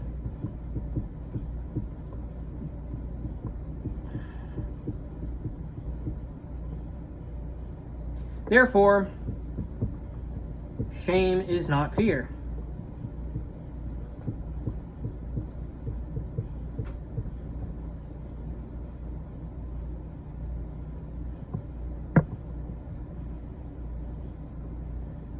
Right, and another example of this is like, okay, if anger is in pain, then anger and pain should occur in the same faculty, but pain is found in the faculty of desire, while anger is found in the spirit's faculty. Therefore, anger is not pain. Now, a genus and its species must naturally belong to the same subject. Different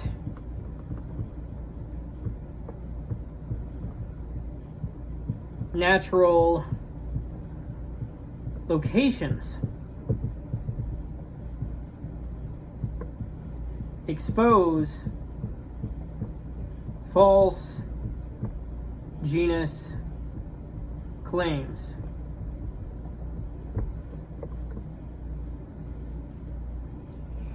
All right, let's go ahead and move on to the next point.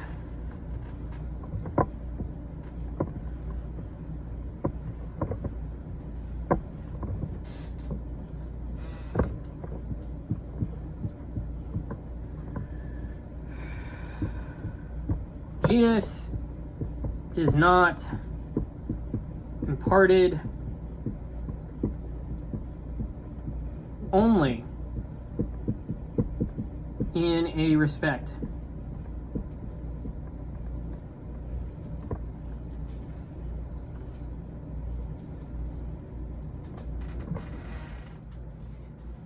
So a genus is not said of its species merely in a particular respect. Genus belongs simply, not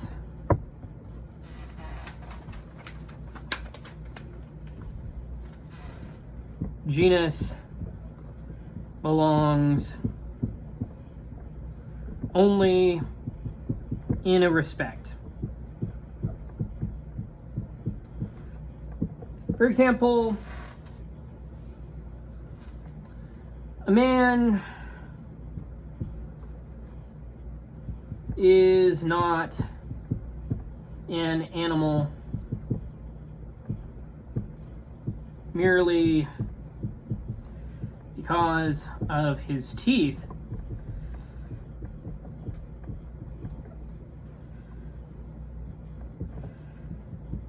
He is animal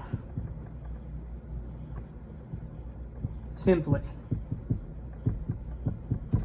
A genus belongs to its species without qualification, at least in this sense, right? Qualified predication is not generic predication.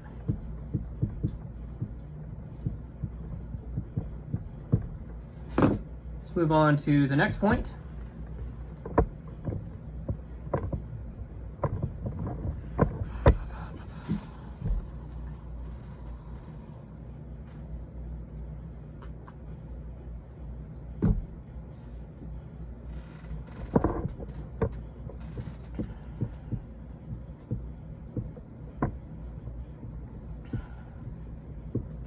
Do not place whole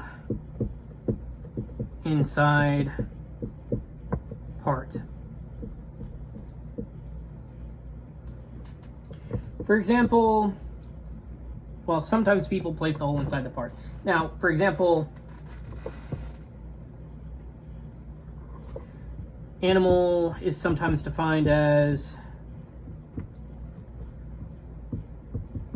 animate,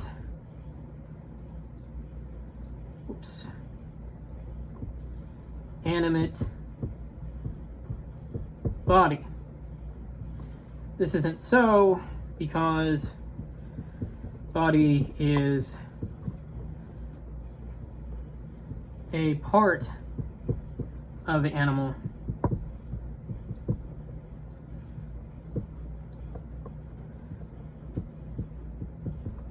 A part is not predicated of the whole in the way a genus is. So body is equivalent to part of animal.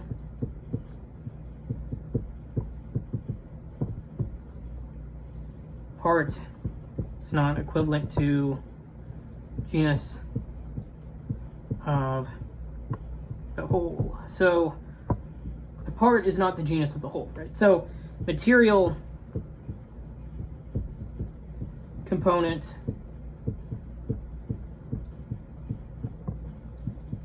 and genus are not the same relation.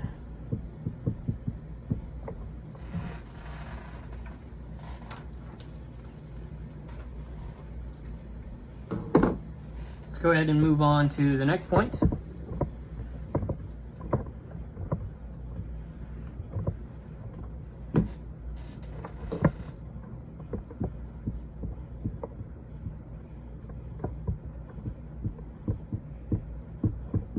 Capacity is not the genus of blameworthy things. Don't put blameworthy things into the genus of capacity. So, for example, a thief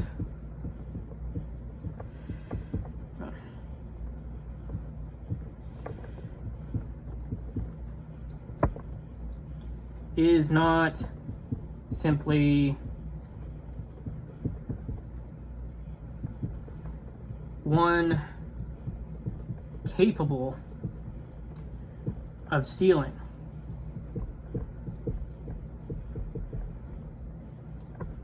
Right? Even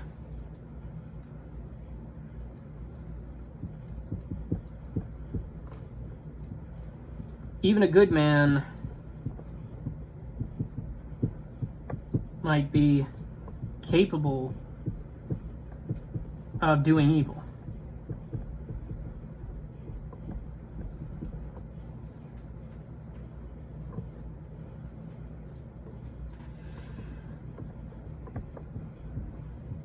Bad people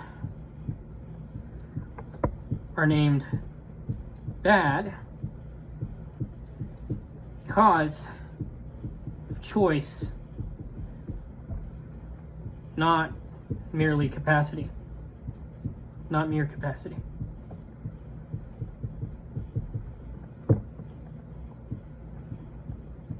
Bad character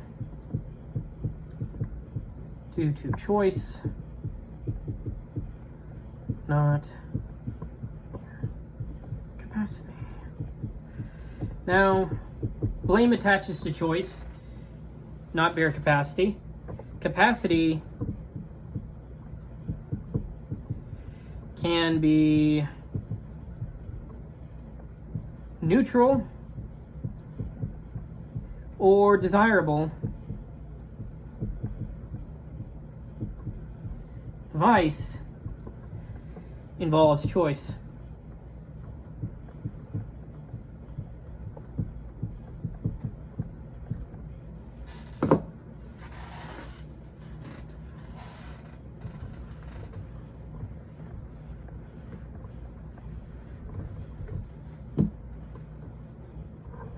Let's go ahead and move on to the next point.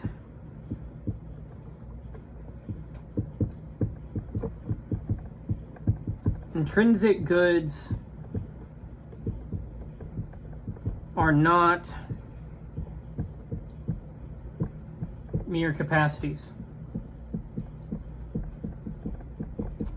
So things precious or desirable for their own sake should not be placed in the genus of capacity, capability, or productivity, right? So capacity and productivity are desirable for the sake of something else. Capacity for the sake is equivalent to the sake, for the sake of another.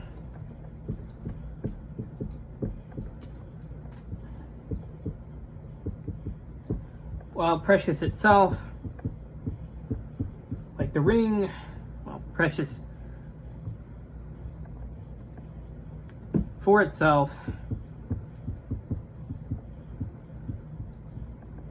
it's not equivalent to mere capacity.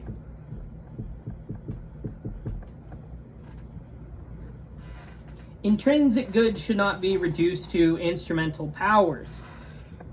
What is desirable for itself, and we've discussed this earlier, but yes, what is desirable for itself is not merely productive of something else.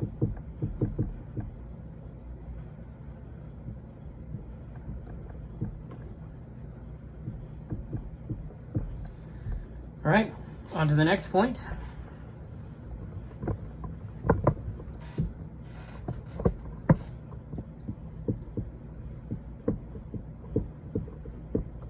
Some things require more than one genus. Some things can't be placed in a single genus. For example, a cheat or a slanderer requires both will and capacity.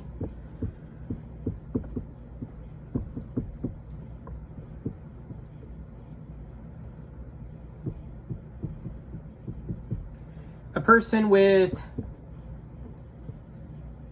will but no capacity is not yet a cheat. A person with capacity but no will is not yet achieved. So some classifications require combined genera rather than a single genus. Complex characters may require more than one explanatory source.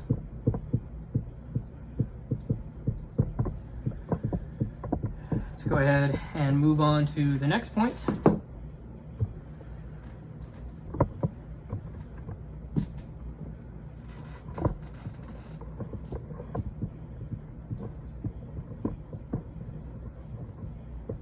Do not reverse genus and differentia. Sometimes people render genus and differentia in converse order.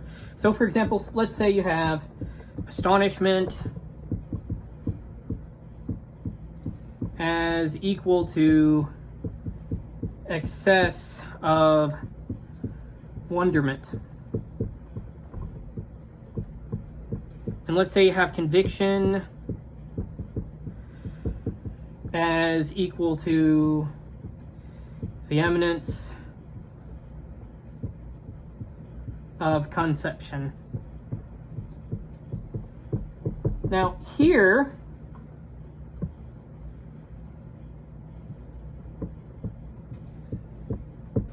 wonderment and conception are the genera.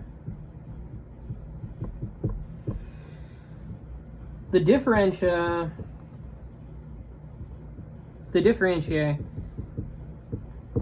are excess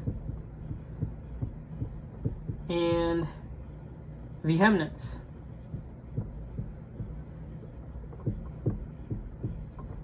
Right, so don't switch that around, right? Don't turn the modifier into the genus. The base kind is genus. The modifying intensity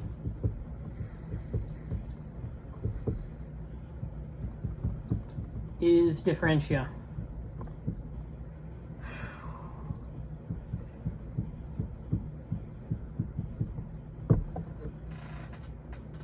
Let's go ahead and move on to the next point. Dun, dun, dun, dun.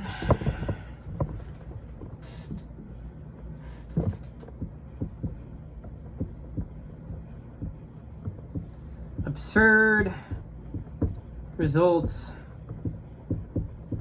of reversal.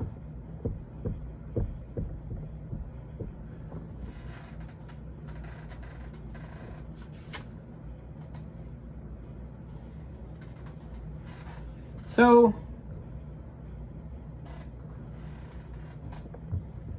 an example here, if excess were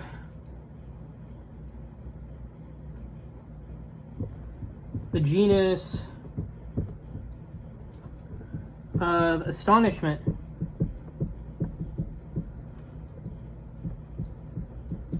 then astonishment would be found in excess.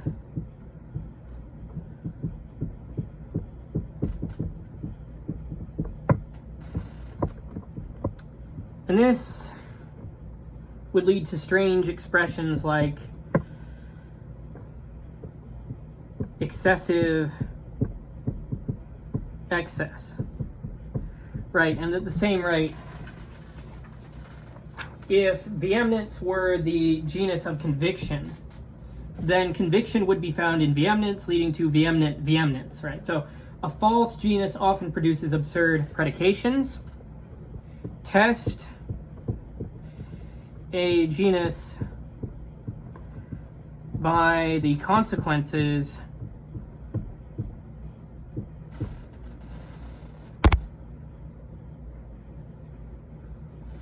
test a genus by the consequences of its wording.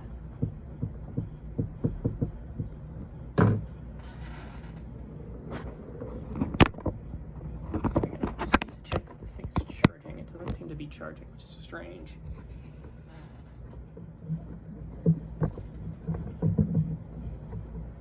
Oh, that's why. It's not. Okay. Let's move on to the next point.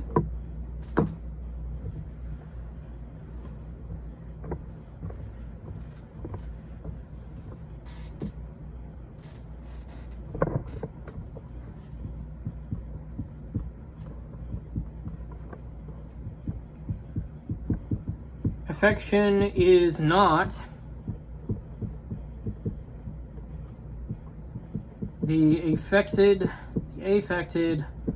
object. So don't put an affection into the affected object as its genus, right?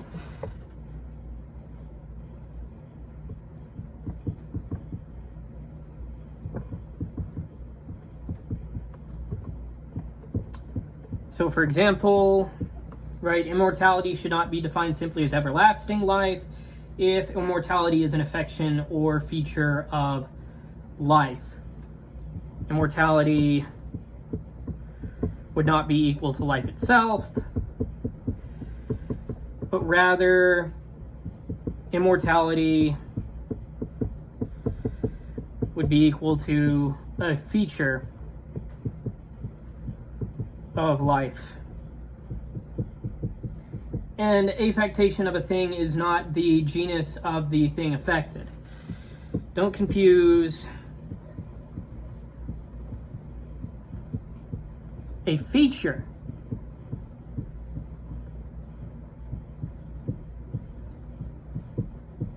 with the subject that bears it.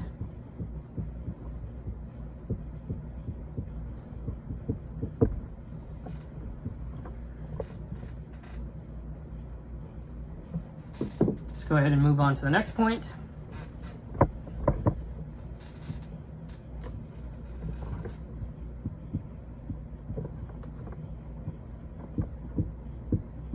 Movement is not the moved subject. Goodness. So don't define an affection by the object of which it is an affection.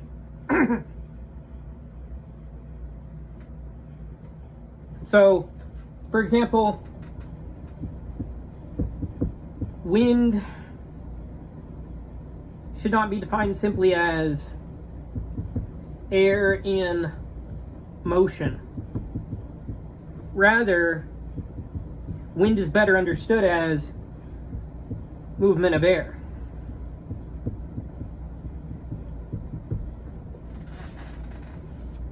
The same air persists whether moving or still, so wind is not simply air. Another example, snow is not simply water, mud is not simply earth, wine is not simply fermented water. Don't confuse movement or alteration with the subject moved or altered. The affected subject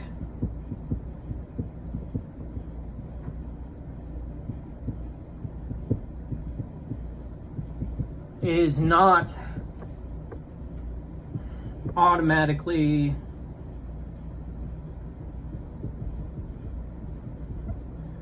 the genus of the affection.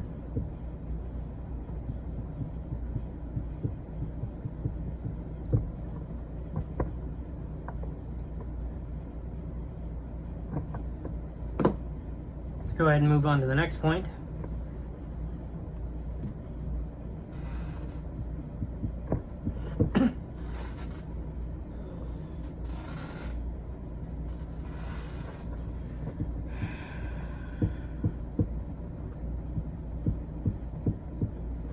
A term that is genus of nothing cannot be this genus. Right, so if a proposed term is not the genus of anything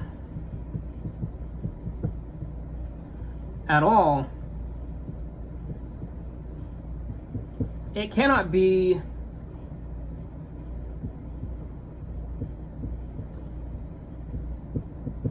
the genus of the species in question. Right? It's more obvious than some of the other points we've made here. So, for example, white is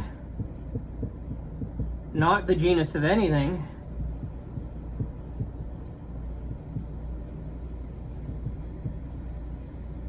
if white objects don't differ specifically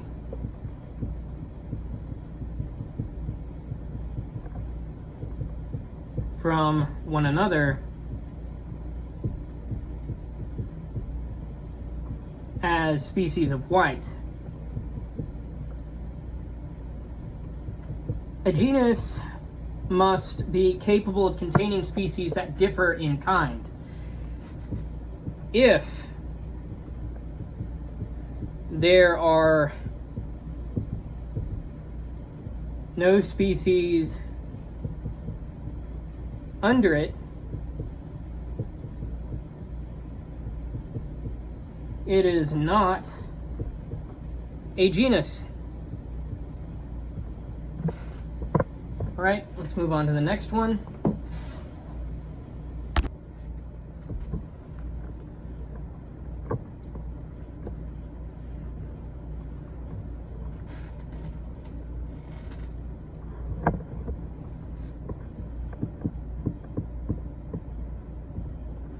Beware universal predicates as genera.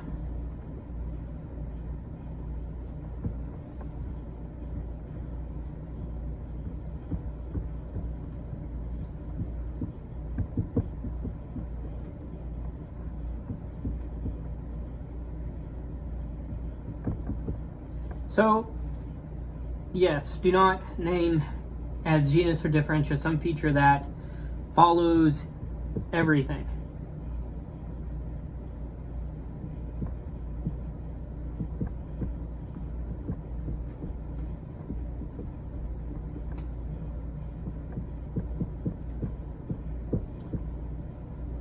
Right, and we can go back to a previous example of being in unity.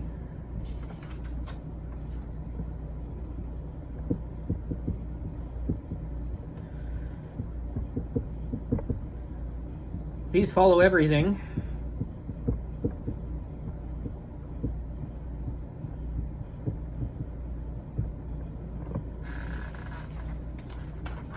Now, if being were a genus, then everything would be a species of being.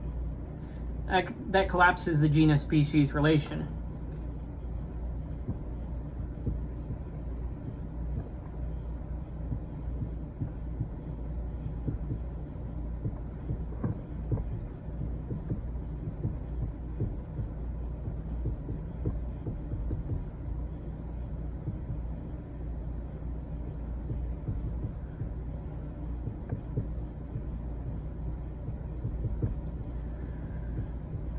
Now,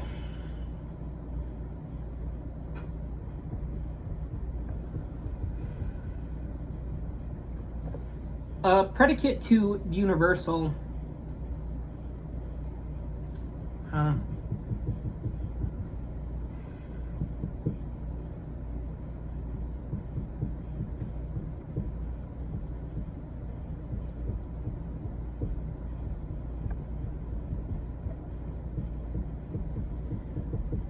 so a predicate to universal to divide into species is not a usable genus, right? So what follows everything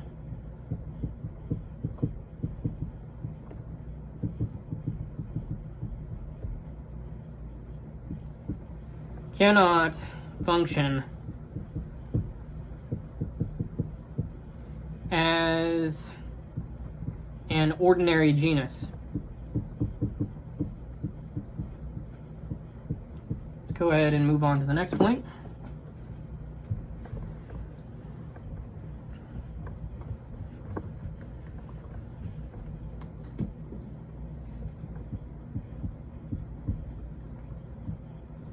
Genus is true of, not merely inherent in.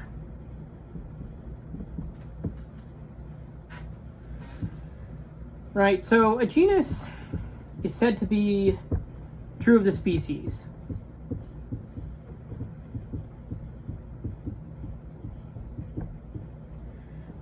An accident is said to be inherent in the subject. For example, white is inherent to snow. But white is not true of snow as genus.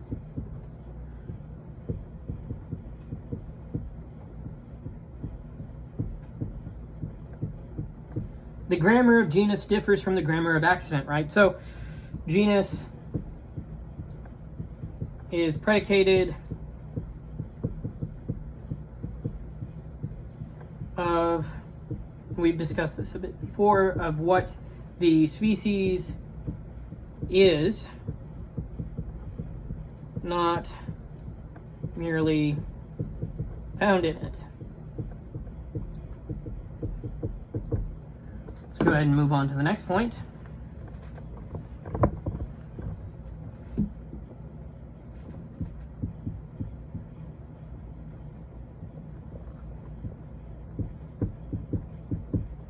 Better species should not be placed in worse genera.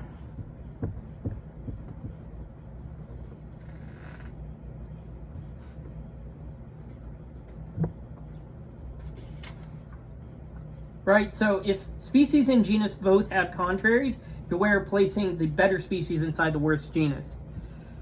Better species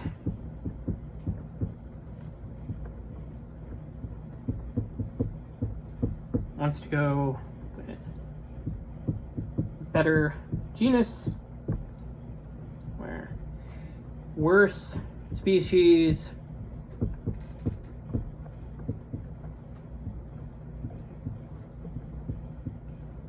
to change to worse genus.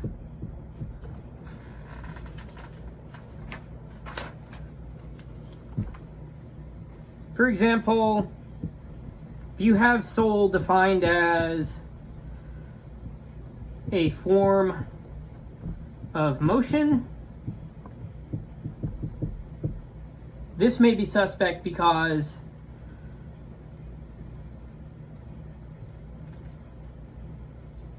soul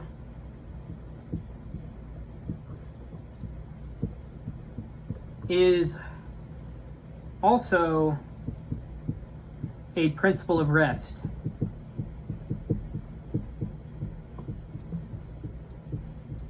If rest is better than motion, in describing it, right? So then soul should not be placed under the worst side.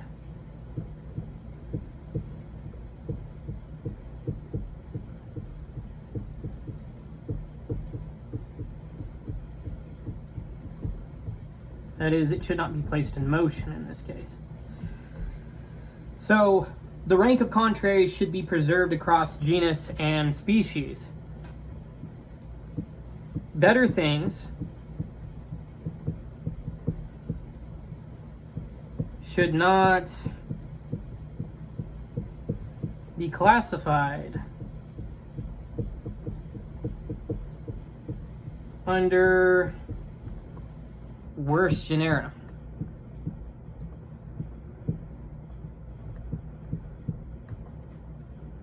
Let's go ahead and move on to the next point.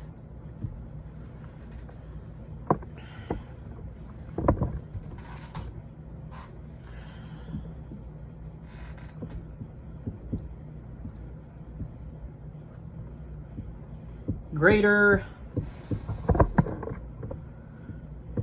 and less.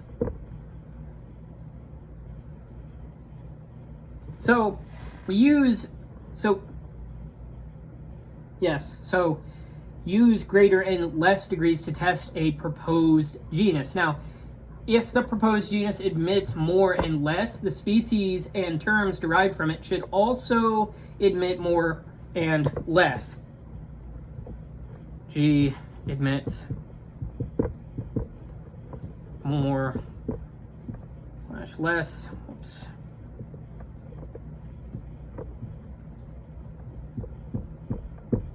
Implies S should admit more, less. For example, if virtue admits greater and less degrees, then justice and the just man should also admit more and, well, greater and less degrees. So you have more different, more virtuous implies more just.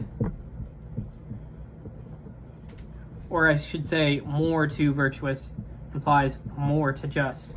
But the Greek behavior should be compatible between genus and species.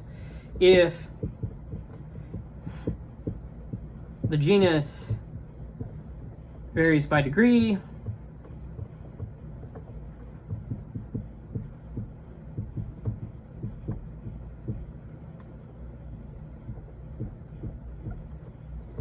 its species should fit that pattern.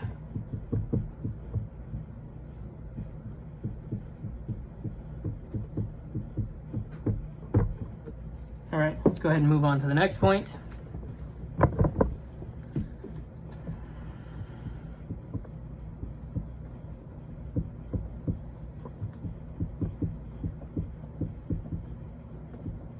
More likely genera. Now, when several predicates seem to be predicated in the category of essence, and it is unclear which is the genus, compare the more likely candidates. Now, if the more likely candidate is not the genus, then the less likely one is not the genus either. So, more likely fails implies less likely fails.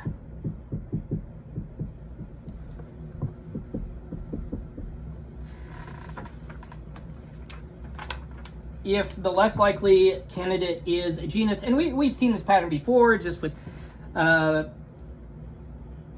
more foundational layer, on a more foundational layer, but if the less likely candidate is a genus, then the more likely one is also a genus, right?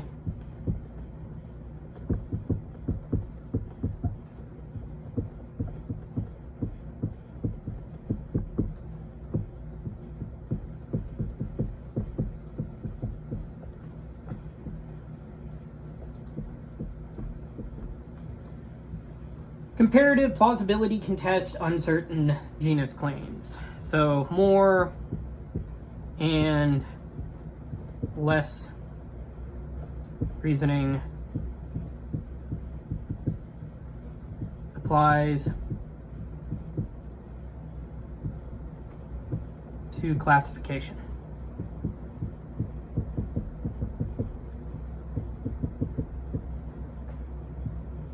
Let's go ahead and move on to the next point.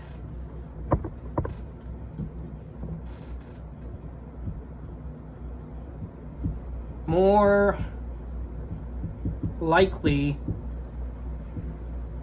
species. The same method applies to species, right? So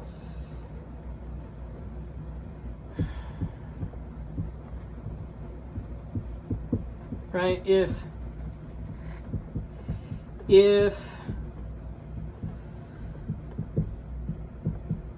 two things have a like claim to be species of a genus, then if one species, well, then if one is a species, so is the other. If the less likely one is a species, the more likely one is also a species. Comparable cases should be treated consistently, right? So if weaker case qualifies in this case, as it did in the other case with genus, then the stronger case qualifies as well. It's going to be so interesting whenever we get into the how like Aristotle differs from a lot of the things we have in modern logic. But anyway, on to the next point.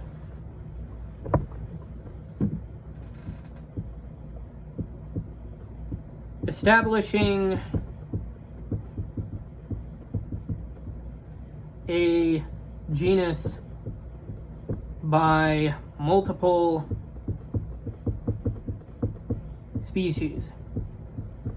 To establish a genus, see whether the genus is predicated in the category of essence of several different species. If it is, then it is clearly functioning as a genus, right? So let's say you have S1 within this thing, you don't know what it is, called G, and you have S2 belonging to this thing also called G, the same thing, S3 belonging to G, and so on. Then, therefore, G is a genus.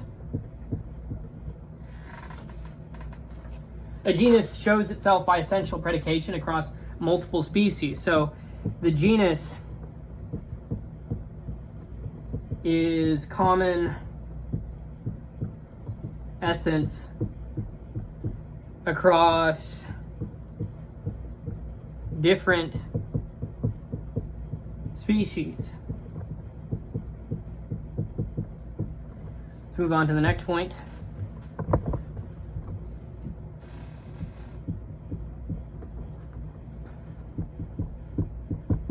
Distinguishing,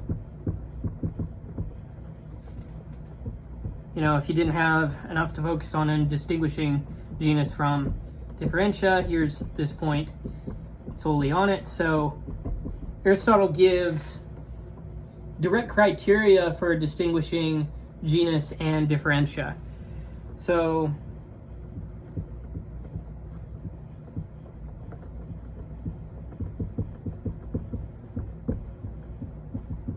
for one thing, okay, the genus has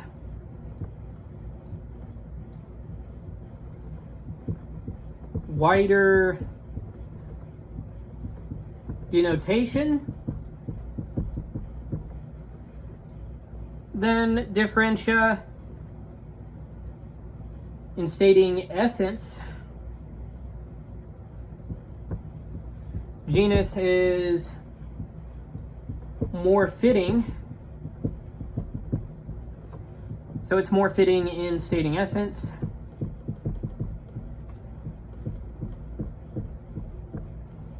And differentia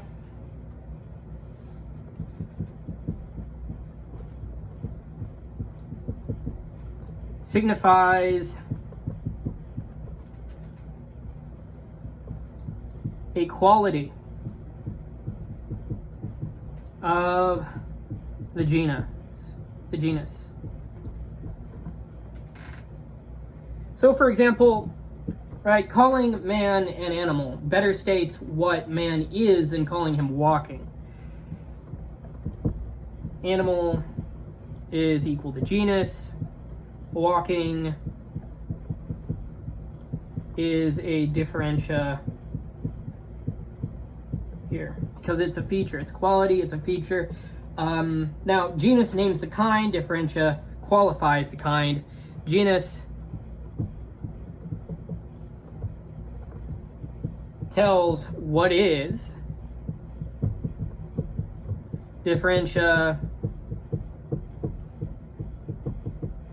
tells, we've talked about this before, it tells what sort of that kind is.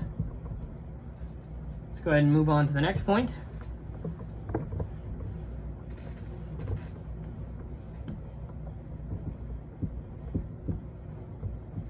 Establishing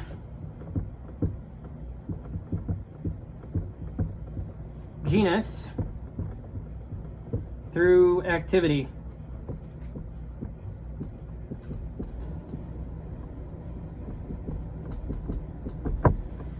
So, if a term is a kind of activity or state,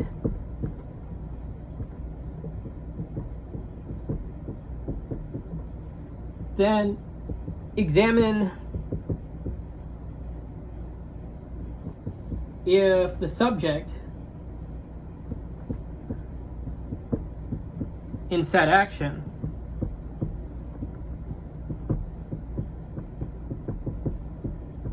is doing what belongs to the proposed genus.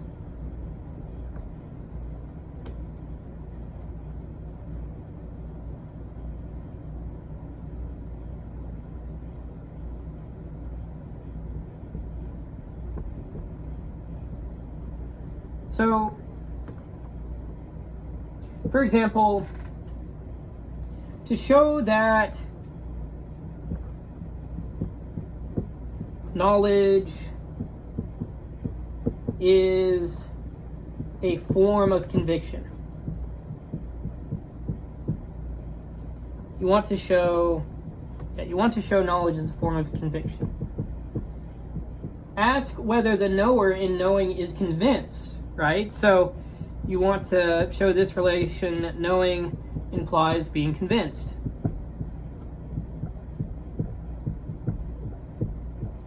If so,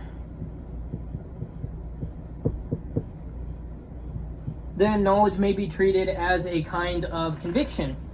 So sometimes genus is tested by what the subject is doing in the act named. So examine the activity to test the classification.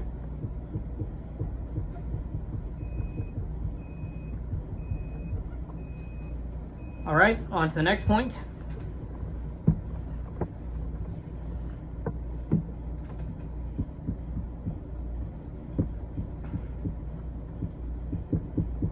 What always, right? And we've sort of talked about this before, but what always follows is not necessarily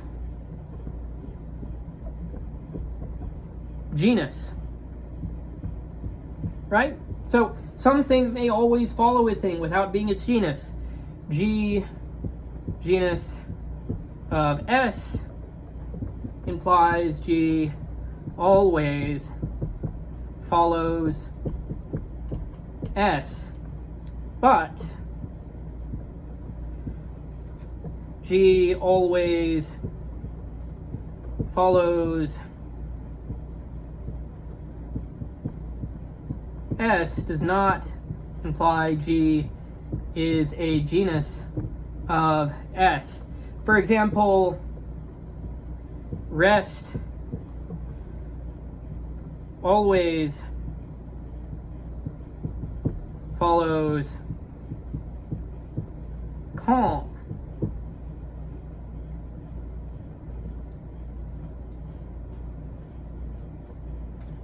But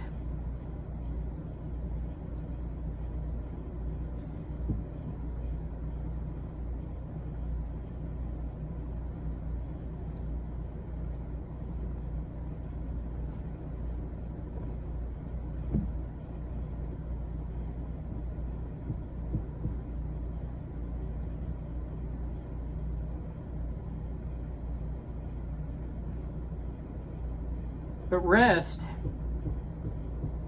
is not the genus of calm. Divisibility follows number,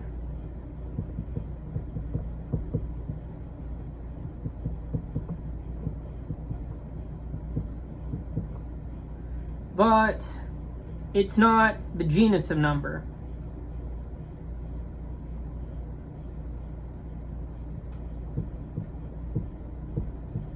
Right? So not every constant follower is a genus. Constant accompaniment is not the same as genus. We've talked about that, right? So what always follows may still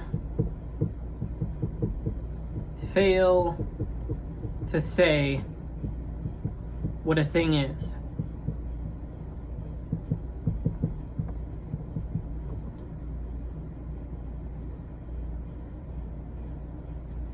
Let's go ahead and move on to the next point.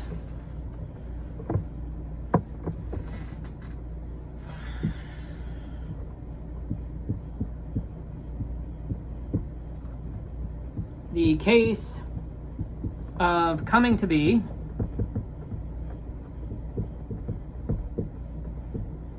and not being. Aristotle gives a sharp example.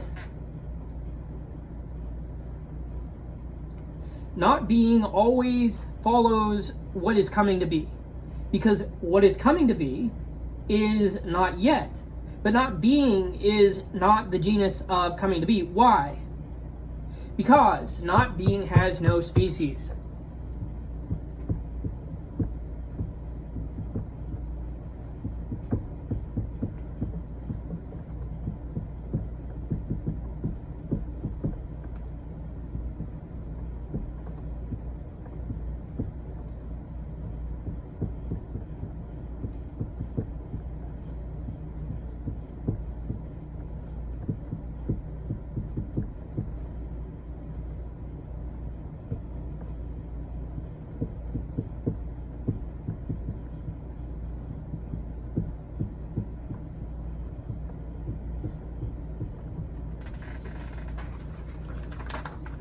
A constant follower must still satisfy the requirements of genus. Accompaniment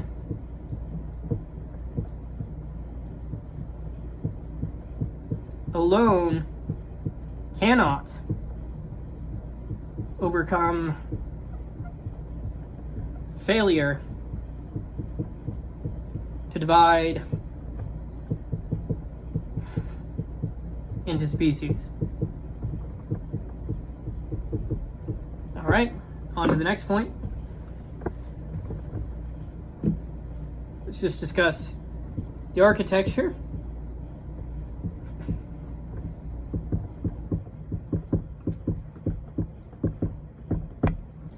of Book 4. So Book 4 moves through the following arc. Right, we go what genus is, then we go into genus versus accident, then we go into same category, then from there into wider denotation. From wider denotation to species must fit divisions.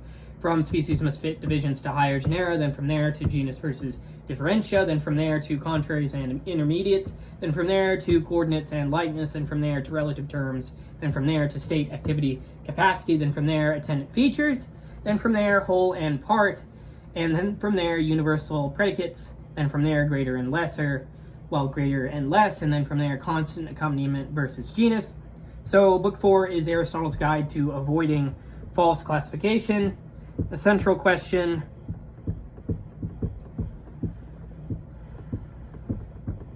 is whether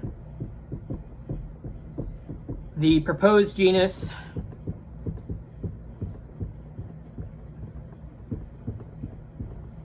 really names what the thing is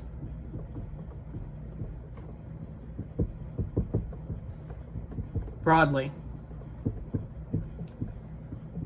Now let's move on to the next point. So a summary of the main ideas. So book 4 gives commonplace rules for testing proposed genera. A genus tells what something is broadly. A true genus is predicated in the category of essence. A proposed genus must apply to every member of the species. A genus must not be confused with an accident. Genus and species must belong to the same category. The genus partakes of the genus, but the genus does not partake of the species. The genus must be wider than the species, more encompassing. Now, if the genus applies, some species of that genus must apply. Now, things not specifically different should have the same genus. If a species falls under multiple genera, those genera must be ordered. A true genus brings its higher genera with it. A differentia must not be treated as a genus. A differentia divides a genus but is not itself a species. The genus must not be placed inside the species or inside the differentia. The genus and differentia must accompany the species as long as it exists. A species cannot belong under contrary genera. A species cannot have features impossible for the proposed genus. Genus and species must be synonymous, not homonymous. Homonymous.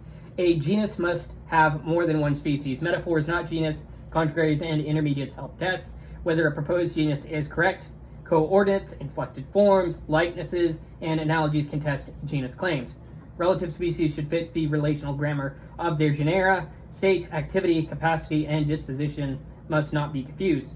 Virtue should not be reduced to mere control capacity. Attendant features are not genera. Genus and species must occur in the same natural subject. A genus belongs simply, not merely in a certain respect. A part is not the genus of the whole. Blameworthy things are not defined by bare capacity.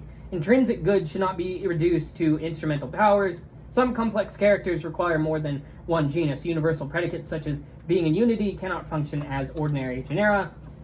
Greater and less reasoning can test genus claims. Constant accompaniment is not the same as genus. So,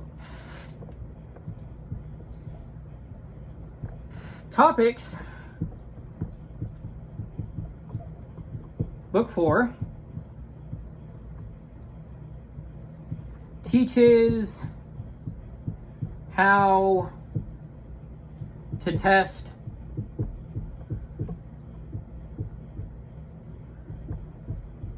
whether a proposed genus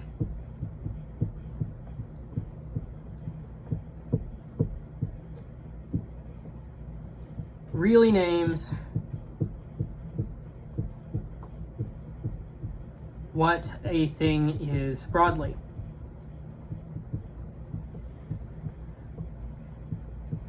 Book 4 is Aristotle's guide to avoiding false classification. A genus must be wider than the species, predicated in essence in the same category, literally and synonymously said, accompanied by its higher genera, and not confused with accident, differentia, capacity, activity, metaphor, part, or mere accompaniment.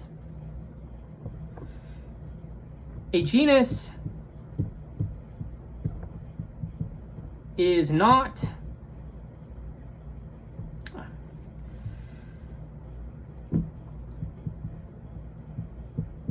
what merely accompanies a thing.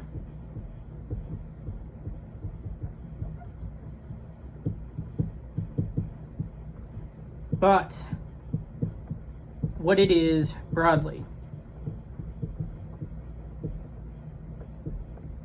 All right. And with that being said, that is it for this lecture.